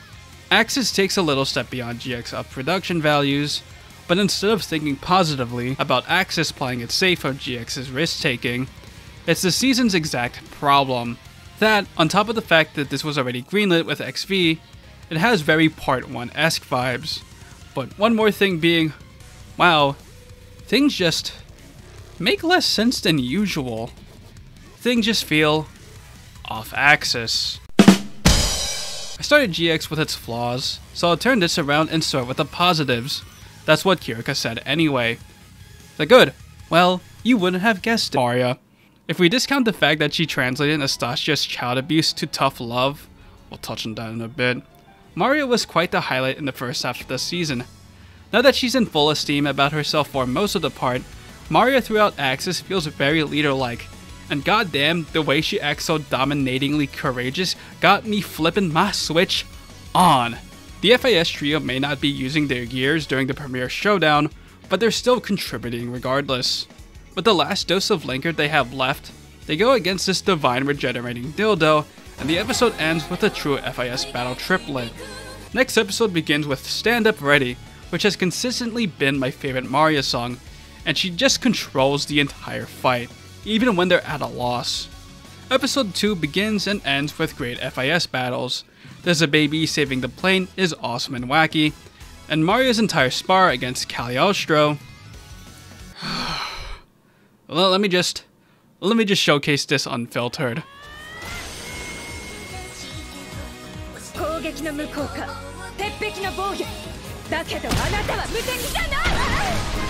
Mario goes hard at Valverde. God, Mario makes me so hard. Sure, she's rendered useless without any more linker, but we get some Suba Mari stuff, Mario plot device leaking, Mario and Elf9 journey to the center of her brain, Dr. Vera in his glasses, no, bad at all cost, and Mario proudly saying love out loud to absolutely fucking no one. It all accumulates to change the future, but I have to get to Chris first, and then she's just there.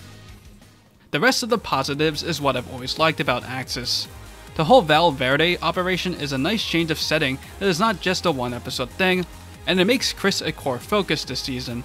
The animation, especially the lighting, shows quite an improvement from GX, and as always, Testament goes hard, Futurism goes even harder, and Jesus Christ, the sound design goes hardest. I always love punchy sounds, and they really pulled it off in Axis.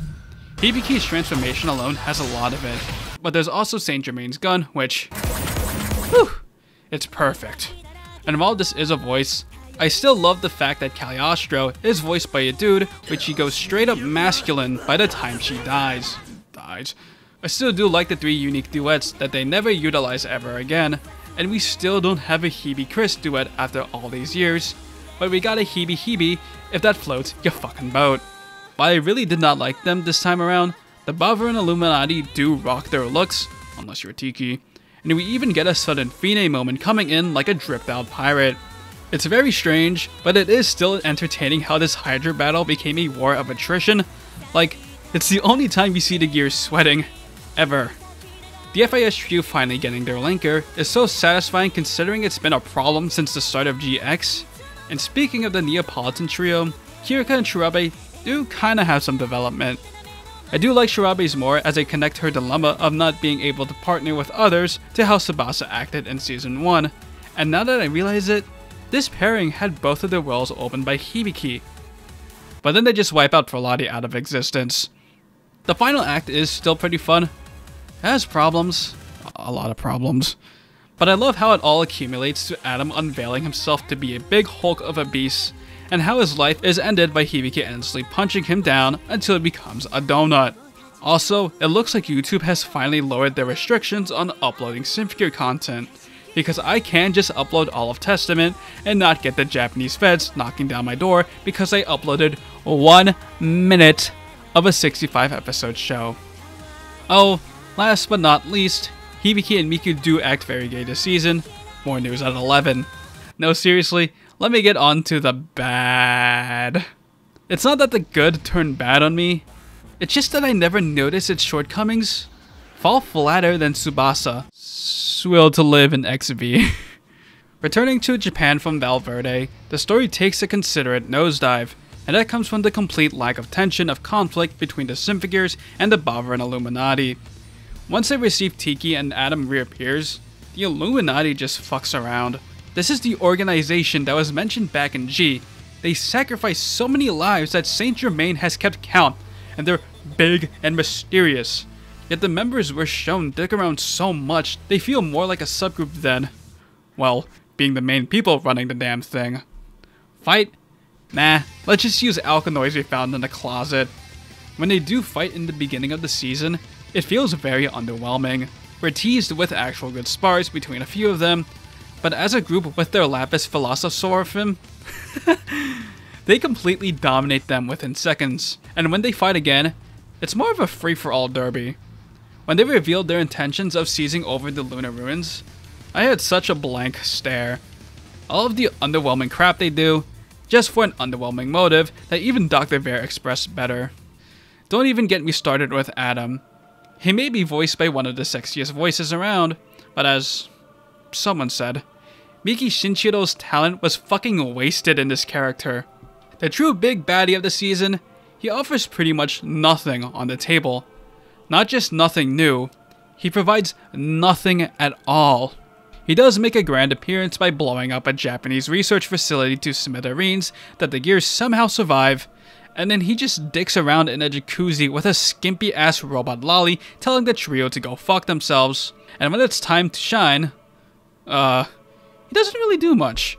Whines when things don't go his way, even though he barely tries, and then all this fucking time he can transform into this big ass beast, only to be defeated by a fisting barrage, which Hibiki just straight up doesn't spare his fucking life.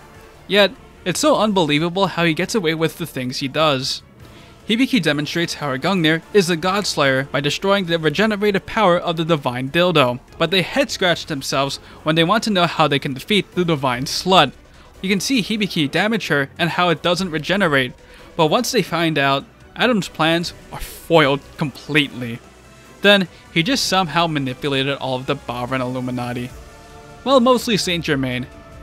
Cagliostro was already sus about him, and Prolati had her qualms, but Saint Germain thought she was doing all of this bad shit for the better of mankind, when Adam clearly shows he has no goddamn interest in using holy power for good.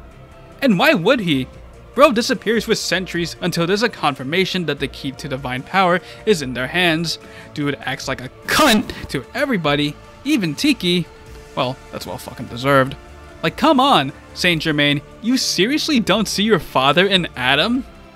Okay, I guess.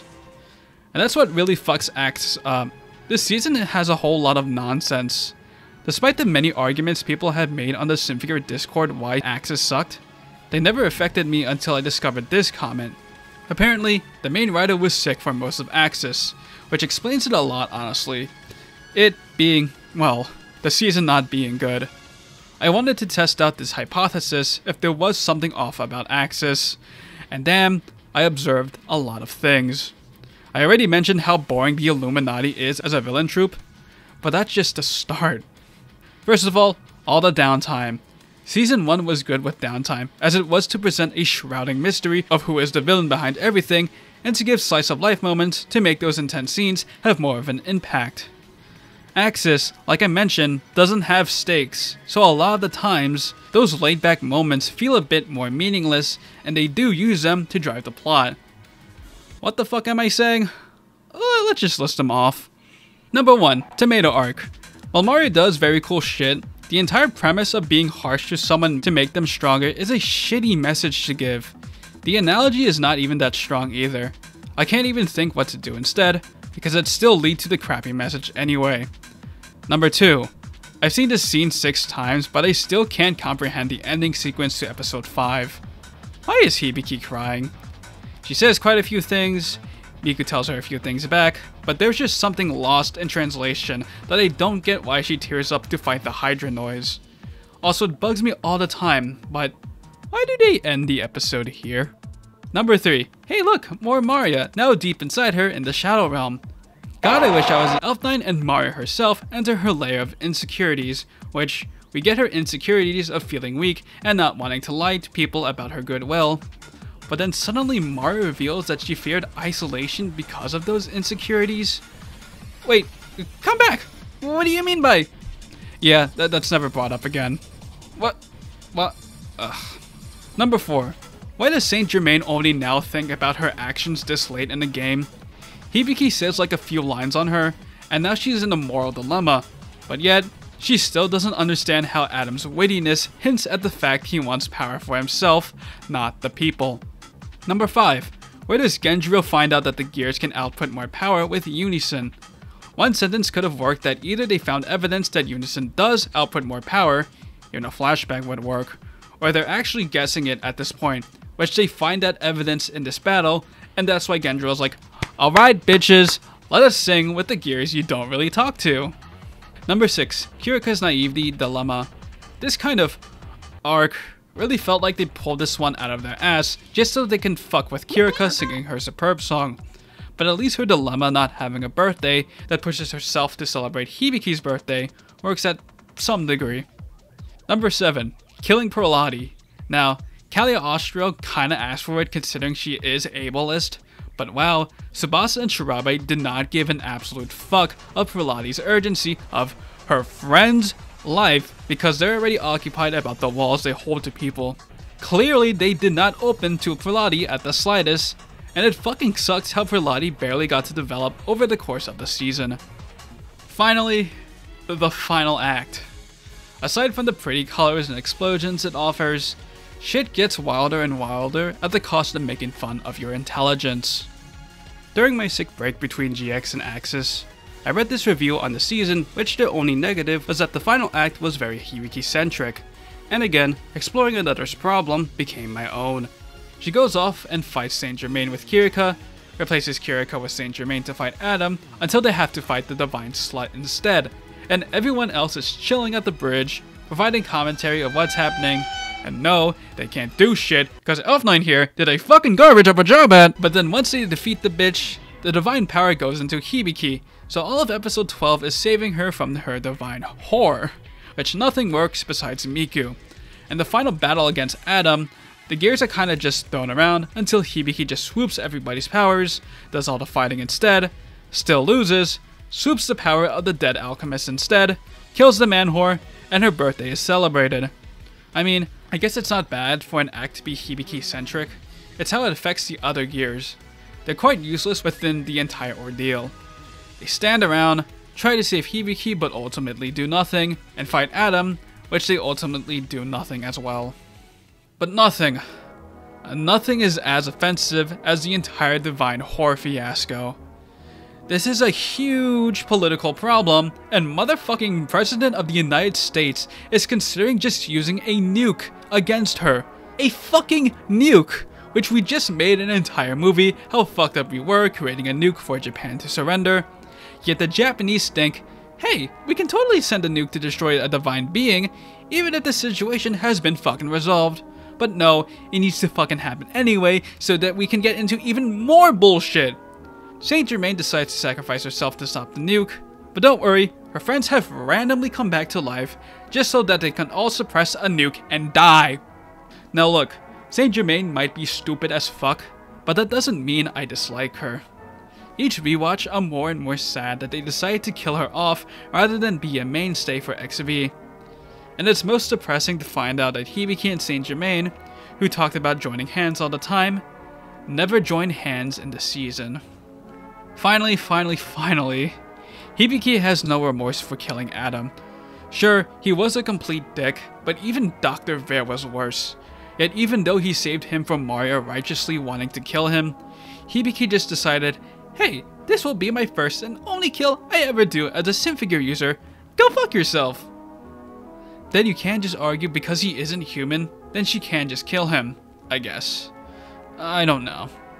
Yeah, Axis is a lot more problematic than I remembered, but I do want to leave the season off with a positive note. This is where Chris slander peaks, but also ends.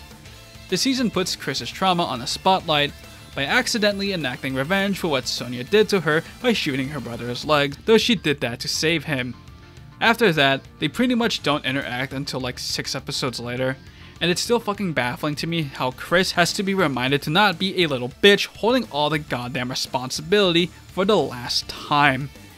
Hibiki straight up pulled her hands out of darkness, Tsubasa went with the flow of her betrayal and forgave her, Kirika and Shirabe told her up front that they're working just as hard as they are to protect who they love, and Stefan, a guy who's recovering from losing a leg because of Chris, straight up just stands up, kicks a piece of wood to give Chris a chance to counterattack, and tells her, look, the past will always remain the same, but how about we stop looking back and look forward? And that's what Chris does. She regroups with Maria, and even though they have interacted the least, they get up, sing a song that relates to both of their characters, kill the bitch, and from there on, Chris is not going to act like a goddamn tsundere that actually causes problems for her friends anymore. I mean, she's not as relevant past episode 8 in Axis, but it will save her improvement in the future. Last, and certainly not least,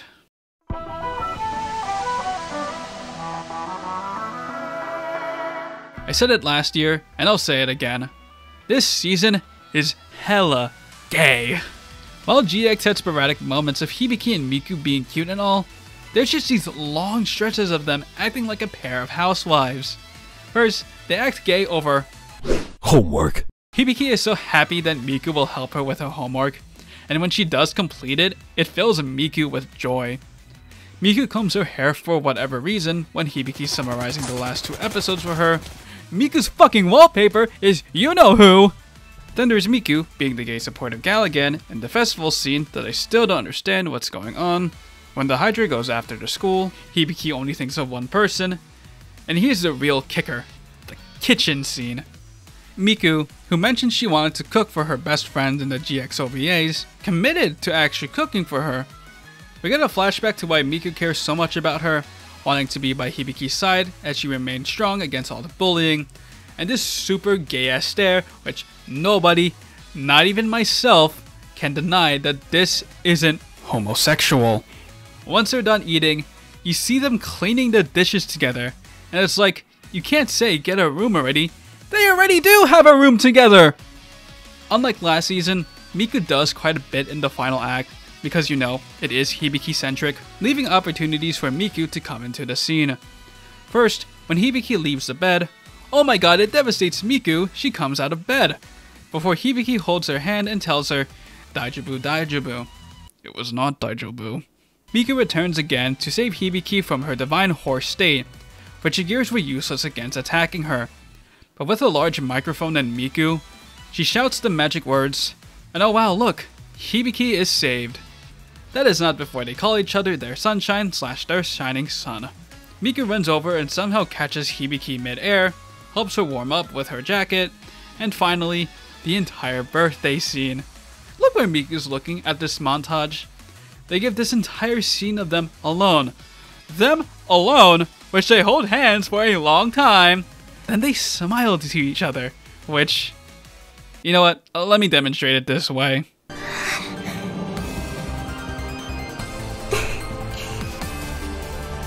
Hibiki, Hibiki, Hibiki, Hibiki, Hibiki, Hibiki, Hibiki, Hibiki, Hibiki, Hibiki.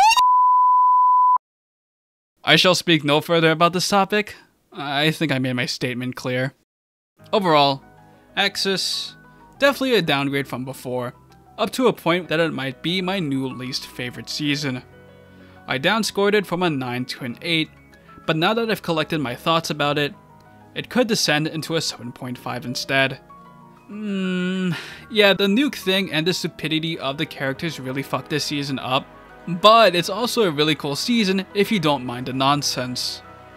But I did mind the nonsense. However, even with all that said, my disdain for Axis isn't nearly as intense as it was for GX and XV in my 2021 rewatch. Hell, even with all of its flaws, it was still enjoyable nonetheless. I'm fine being critical about this season, because the main attraction is the one this season set up for. And oh boy, do I have a lot to say about it.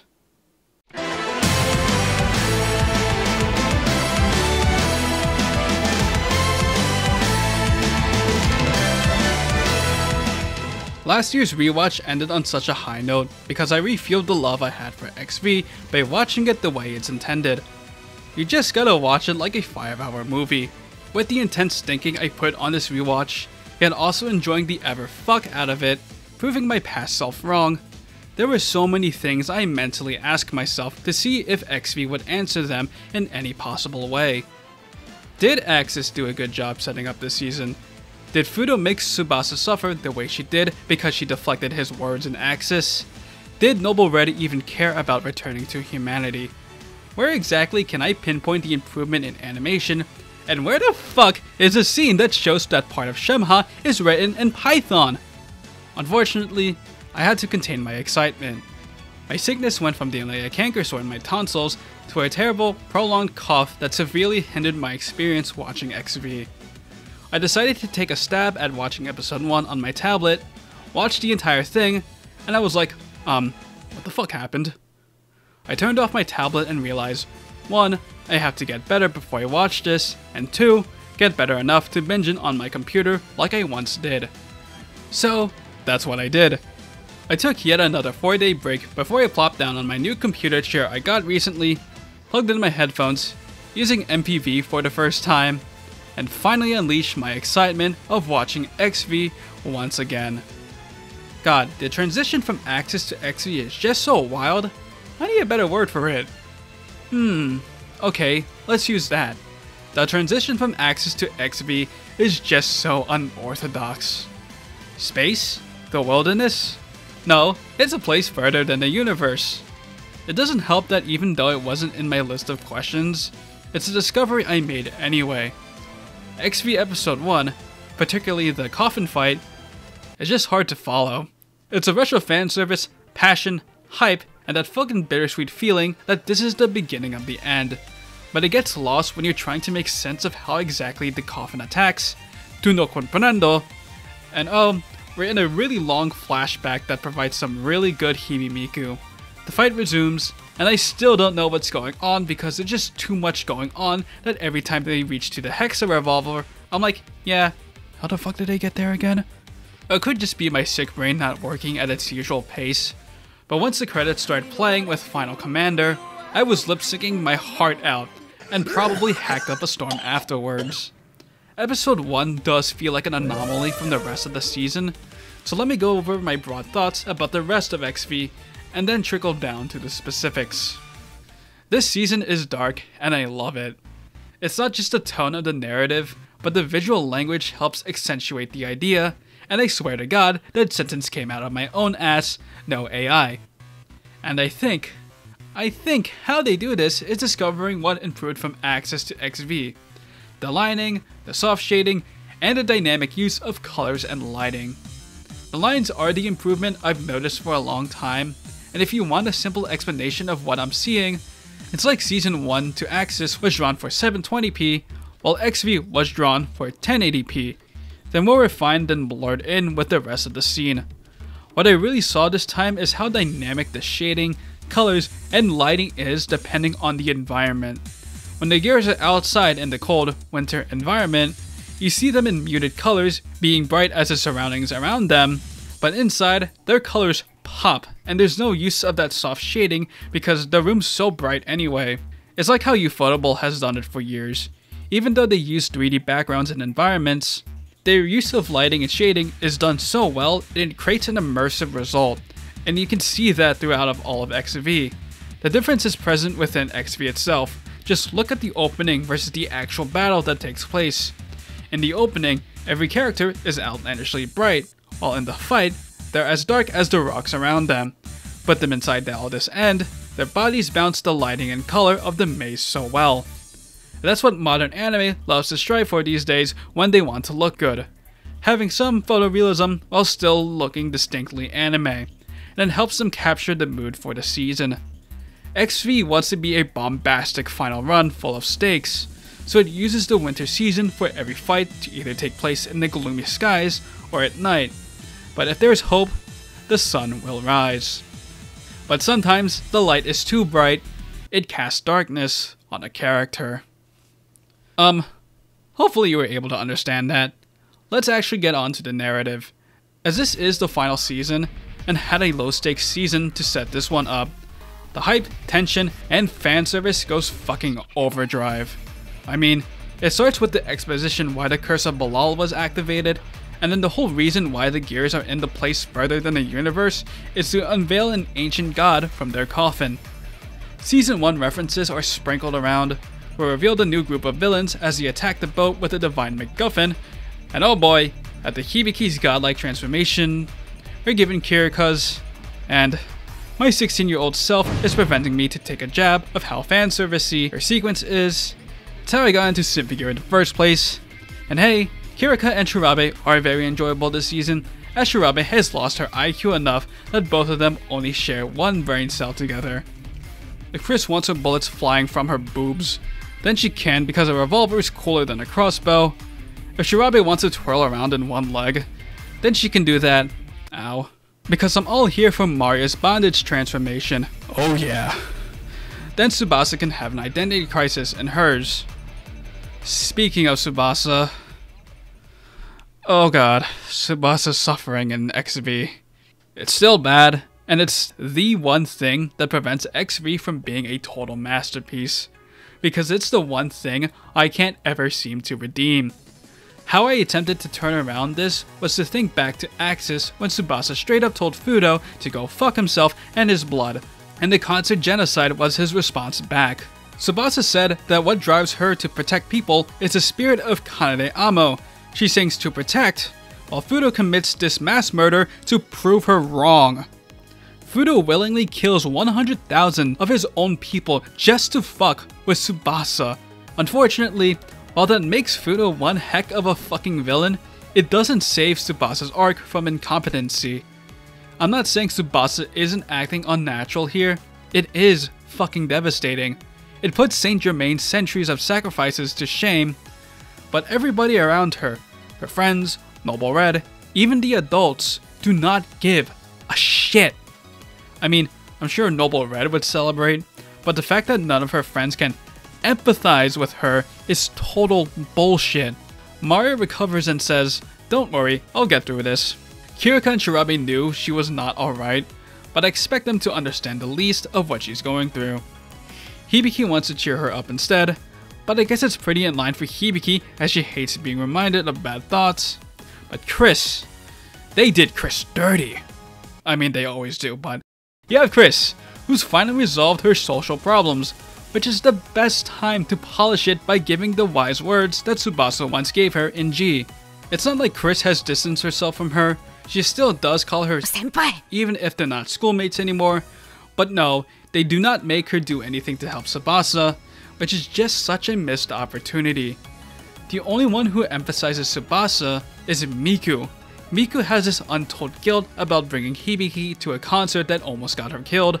Tsubasa probably has 150,000 times the amount of guilt of all those people she couldn't save. Not just that concert, but including the one she had with Kanade. But even then, they get interrupted before Miku can give any help to the suffering sword girl. It all lies upon Maria at the end of the day. It does feel like a rehash of GX, and it is a shame that Chris is not involved in this whatsoever. But it makes sense as Maria has been through a journey of what it means to be strong, and she's using what she's learned to help Tsubasa snap out of it. Like Fudo though, this helps polish Maria's character, not Tsubasa's arc, because the goddamn elephant in the room about this whole situation is that Tsubasa's guilt is not 100% genuine. It's part guilt, but it's also part mind control, which, are they hinting if she wasn't brainwashed, she'll have some fortitude witnessing another concert side? If no Gundam protagonist can bear the suffering of witnessing the death of thousands, I don't think Tsubasa would either, even if her mind was sealed. It really cheapens the whole ordeal. It's left kinda unsatisfying, and it really doesn't help that even with the death of her father, Fudo gets to live, even if he doesn't get to win in the end.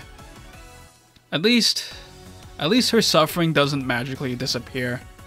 It still affects her, that makes her take a risk, but also makes her question if what she did was the right thing to do. However, in exchange for the hatred I continue to have for this unnecessary suffering arc, there's some light with Fudo and Noble Red. Let's talk about Fudo first, cause goddamn he's fucking crazy, and he's just so enjoyable as the main antagonist. We first see him mentioned in GX and is already portrayed in a bad light. Then we actually see him on Axis, and he's everything of a little bitch that GX hinted, and XV, where he takes the place of Adam and does a much better job. He fucks with his daughter, fucks with Noble Red, he uses his high-ranking position in the government to do things his way, and goddamn, he's one fucking slut for the good old Imperial days. Bro probably has a giant scar of the rising sun, just like Funny Valentine and his Stars and Stripes. I love how Satellite uses him to really poke hard against their own Imperial past, with a force of gay magical girls and their allies pitting them down. But being an old man voiced by Mugihito makes him one entertaining villain to watch. But it's not just Fudo. What I'm about to say might make you lose your shit. 2 years ago, this troop of villains made me want to pull my hair for the entire season. Last year, I couldn't believe that I felt bad for them, going against everything I said about them in the past 3 years. But, I shit you not, Noble Red has become my favorite group of villains.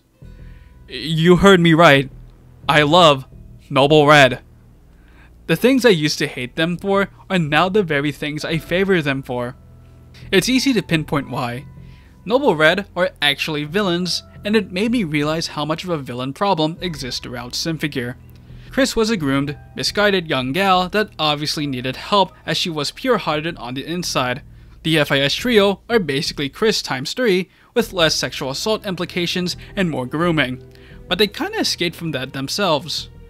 The autoscores are literally robotic fragments of Carol that were specifically made to do her bidding, and their entire strategy was manipulation. And the Bavran Illuminati were gals that had good intentions done in extreme actions. The ends justify their means, although they were being fooled this entire time by an expeditionist. Noble Red, on the other hand, are the only independent trio that'll do the bidding for anybody if they can give them the blood they need to sustain themselves. But their motive was created by them. They were part of the Bavran Illuminati until shit hit the fan for all three of them, and were treated like fucking trash. But their fall was the best chance for them to escape their low-life status and ended up with Fudo. They knew, however, that he was a piece of shit, but they followed him anyway, as though their end goal was to become human again.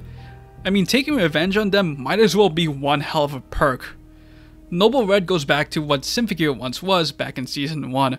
It portrays a world full of suffering no matter what people are. Season 1 portrayed that with the 3 Symphogear users, but used their fragility to steel themselves as saviors against the noise. Noble Red uses their fragility to steel themselves against the world. Instead of thinking about Noble Red's hypocrisy as terrible writing, I now see it as a weapon. Sure, that's what they want in the end, but I'm sure they're well aware they're never getting that, so they might as well use those resentments to fumble their enemies. Their statements of wanting to return of humanity are just unreliable. It's easy to see that in Vanessa. Every time she's confronted with friend-making for giving Symphogears, she pokes fun at the idea of joining them before she annihilates them with her missile titties, though she's almost convinced when Hibiki absolutely rails them with Almgom. She's most likely an adult as well, so she probably knows that returning to humanity is way too idyllic. Then there's Mila Arc, who's probably as old as the Symphogear cast. Her hosting the destruction of Tsubasa's concert is getting revenge for her lost youth, while she is a holdout piece of garbage for a huge underground corporation. All of these citizens are enjoying themselves watching their favorite idols in a beautiful concert hall. If her life can be easily thrown away, then shall she easily throw away their lives by spawning a bunch of alkanoids. Then there's the bonus of personally making her enemies suffer, by directly killing a girl she probably envies. All that crap, so she can get some blood. But she still treats Tsubasa like her little bitch anyway when the time comes again. There's also the idea that Mila Arc is fucking retarded. Then again, that probably is a given. Then you got Elsa. She's the most innocent of all, but still does bad things. You know, she attacks a boat, she's the mastermind behind this trap that fails immediately, and whether or not she should join hands with the Gears or be a little bitch and destroy the one thing that's holding the peace and tension with 2 countries, let her rage consume her and make her do the latter. Noble Red is the ultimate foil against the Symphogear, and I love it. They may have close bonds and have signs of humanity by acting like a family, but they don't have a chance siding with the Gears. They need that special blood to sustain themselves, and the only one who has it is the fucking guy that authorizes the Gears' actions. Betray him, they're fucking done for. Wait, I just remembered he did fuck them over anyway. Yet, once he's out, well, God herself picks them up to be her henchwoman, which they're now even further than what they wanted to return to, but use their power to further fuck with humanity, as the only ones that gave them a shot were monsters. Just like them. What Noble Red does differently is that they do not give up. No matter how hard they take hits, they somehow always get back up, even if it becomes annoying that they're threats in the very end. Because even if they're horrible people, I still find their fate tragic anyway. Tsubasa basically kills Noble Red as soon as she intervenes their teleportation to the moon, which uses up their return home. Elsa is already out of action, and in the 2 episodes in the moon, the Gears basically enact their counter-attack against them. Mila Arc remains as a bat for the last few minutes of her life. Vanessa gets railed 3 times in the moon, one by Hibiki and Chris activating their Almgom, another by being unable to counter Chris's Almgom, and one last punch by Hibiki as she ends up terminating the Curse of Belial. At the very end, all Noble Red did was bad, bad, and even more bad. They realize they fuck up and can't ever think of returning back to Earth alive or forgiven. So they just tear up, until Shemha interrupts and gives them one last middle finger. Yet, despite all of that, they collectively decide to do one last thing. Send the Gears back to Earth with their ultimate power. That is foreshadowed when they mentioned the length back on episode 4. Hibiki gives them a thank you, which for once, they were treated like actual humans, by actual humans, and they fucking hate it as the concept has become so foreign for them. Somebody made a comment on my last rewatch video, and there's some truth to what they say. They quote unquote redeemed themselves by helping the saviors from the world reach from the moon to Earth, or at least most of the journey, which helps them land a spot in Valhalla. I mean, Dr. Veer is also in the fucking scene, probably because he did save the world in GX. But yeah, Noble Red, you totally got what you deserved, but what a massive turnaround you went through. You pretty much know the rest from here. The new added soundtracks went hard as they should have. Although she doesn't get to live, we get a nice moment where Saint Germain and Hibiki do join hands. Hibiki gets her goated Alamgam power and she sings with Saint Germain as her fucking stand. Carol makes a slight reappearance, then we straight up have the auto scores return, though being obsolete copies, make a heroic entrance as they save Carol, and play motherfucking Bakken Dine Self. Oh, and don't worry, Carol returns herself, thanks her. Oh, fuck you, Noble Red. Well, in return, she absolutely dominates against Noble Red, and she doesn't even leave her position once. When they ask for a rematch using their trump card, they're easily thwarted. Carol's rematch actually gives enough energy for the Symphogear to go X-Drive, which Hibiki hops late into the game, tells the government to go fuck themselves and save Meek, but too bad, she became fucking God. Top Dad returns, and he's actually likable? He admits that he is a bad father, yet tells Hibiki some actually good advice that is used later on in the finale? He also wants to make amends with his ex-wife? I see, Satelight. And let me not forget to mention how episode 11 starts with a fucking flashback to where everything all started, from the existence of Lagartrum, who was Shemha, and why the Curse of Belial just had to happen, as it was a curse, yet a blessing. Also, I finally found out how Shemha is made from Python! I would scream, but I'm losing my fucking voice. Before we get to a very special segment of the Gay Report, I do want to give our Chris slander segment one last hurrah. Featuring the Zababies. You can obviously tell that the three of them were sidelined hard this season, but I didn't really mind it, obviously disregarding the missed opportunity of Chris fixing Tsubasa, as they were fun comic reliefs. I already said how Kirika has influenced Shirabe so much that they now share the same brain cell, so while it's the usual for Kirika, Shirabe joining in is enjoyable too, considering how much she's changed since, "Oh, I don't believe in you hypocrites." Even then, they still fight well against Melark and Elsa. And Chris. Chris. A cinnamon bun of the season who still ends up saying shit like this in her songs. Now that she doesn't have any more social anxiety that hinders people, you do see her be that cool partner in crime with Hibiki.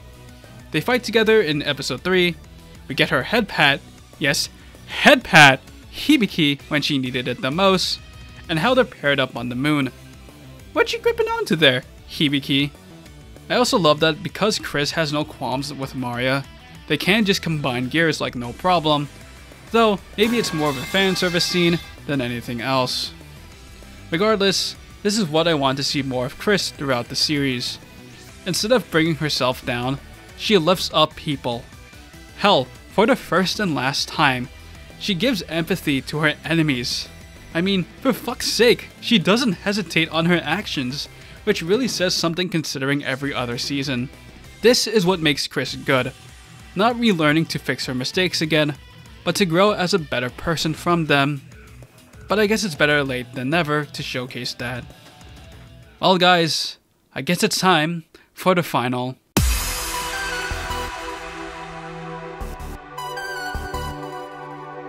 Seven years later, or 2 in-universe years later, Hibimiku is once again in the spotlight. where it really questions what exactly are Hibiki and Miku. The way they act in the season, the way they act in the OVAs, there's basically no doubt that these bitches are gay, and that's good for them. But I guess they don't want to anger those who wouldn't like that. Maybe. Episode 1 cuts the coffin fight to several minutes worth of Hibiki and Miku going on a date. I mean, they're in a fucking Ferris wheel, and when shit hits the fan, Miku goes up close on her. You get them having a goddamn bath fight. Wait a fucking minute. They're taking a bath together and facing each other? Huh, just friends, guys. But their confusion about their relationship is what brings forth the final conflict of the series.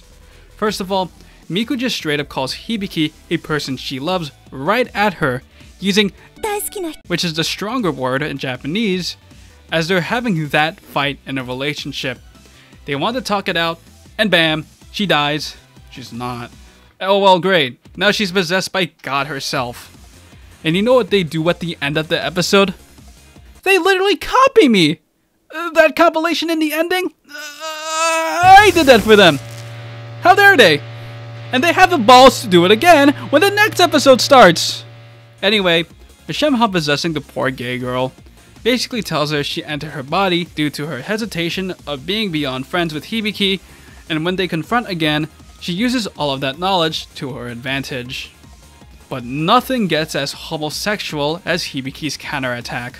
The world is starting to be succumbed by Shemha, and Carol, defending against her beam as much as she can, asks Hibiki what she wants.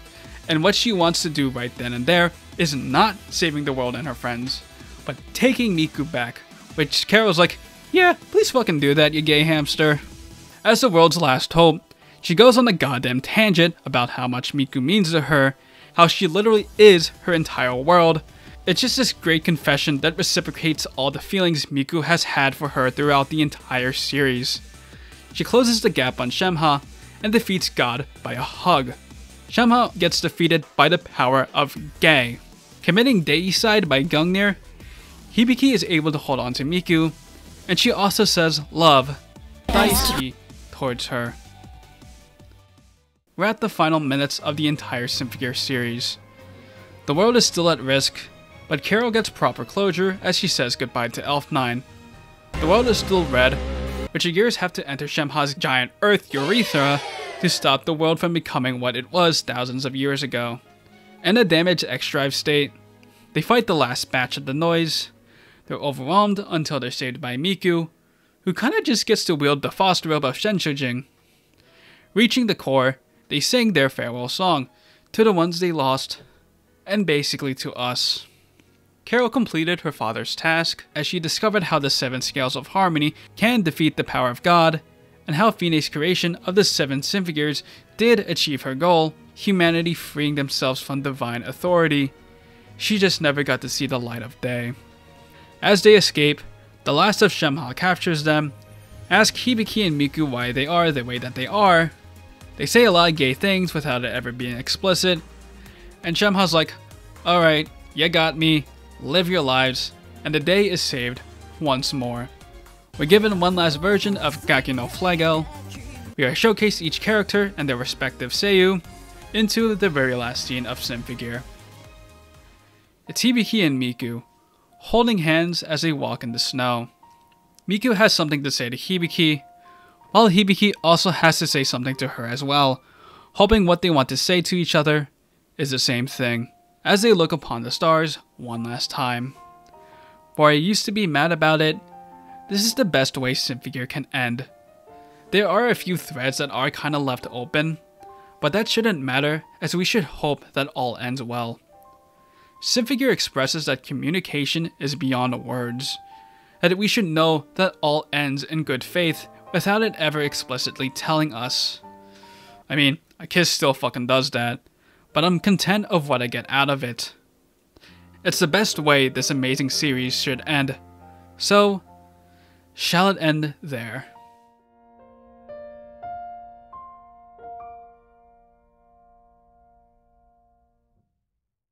This has been one hell of a journey. I think I missed a few things, but come on, I just said communication is beyond words, basically meaning Go fuck yourself, I'm not going back. Yeah. I'm really happy that I was able to do the very thing I've wanted to do for a long time. Extensively take a look at all 5 seasons of Symphogear, something that I didn't really accomplish in last year's video. It also helps that I've collected an unseen amount of thoughts due to the circumstances of my life earlier this year, which I truly got to appreciate of what the series wanted to convey throughout its run. It was indeed the most beautiful rewatch I've ever gone through, and even though I got sick, I just love the feeling of being excited again during and even after rewatching Symphogear. Where I thought of branching out before, I'll be sticking with the franchise for a good while. Me and Symphogear, we're on really good terms right now. With the songs I've listened to over and over for years, the Mario merch that resides in my room, and lurking around, sometimes engaging, with the community on Reddit and Discord, I can say without a doubt, Symphogear is happiness. Yet, as I mentioned recently in a previous video, Symphogear is returning. We don't know much of the details right now, but it has become certain that there is more to come after 5 years since its conclusion, which shows that the franchise is not dead yet. I mean, there was the live show last year. Next to You has been running for so long, although it's only end of service by the time this video is released, but it's nice to know Symphogear will be around for years to come. Thank you everybody for watching till the very end. If you did make it up to this point, and you didn't just skip through the timestamp, because there's no summary here. 2023 started off fucking horrible, but I'm glad I was able to turn that around in the last 4 months. Thank you for all your support, even if I still don't gain any monetary value from doing this, because I'm still not eligible of doing so, unless you'd be willing to support me if I open a Patreon. Problem is, I don't really know the extra goodies I'll give you if you do support me. Will next year's rewatch video be this long? Bro, do you think I even want to think about next year's rewatch video? What I'll be doing next? I think I'm just gonna watch more Precure for now. Thanks for watching. Leave a like and a comment. Please subscribe if you're not. And again, if you watch this entire video without seeing the very thing I talk about, please, for the love of God, watch Symphogear. Anyways, I'll see you next time. Peace.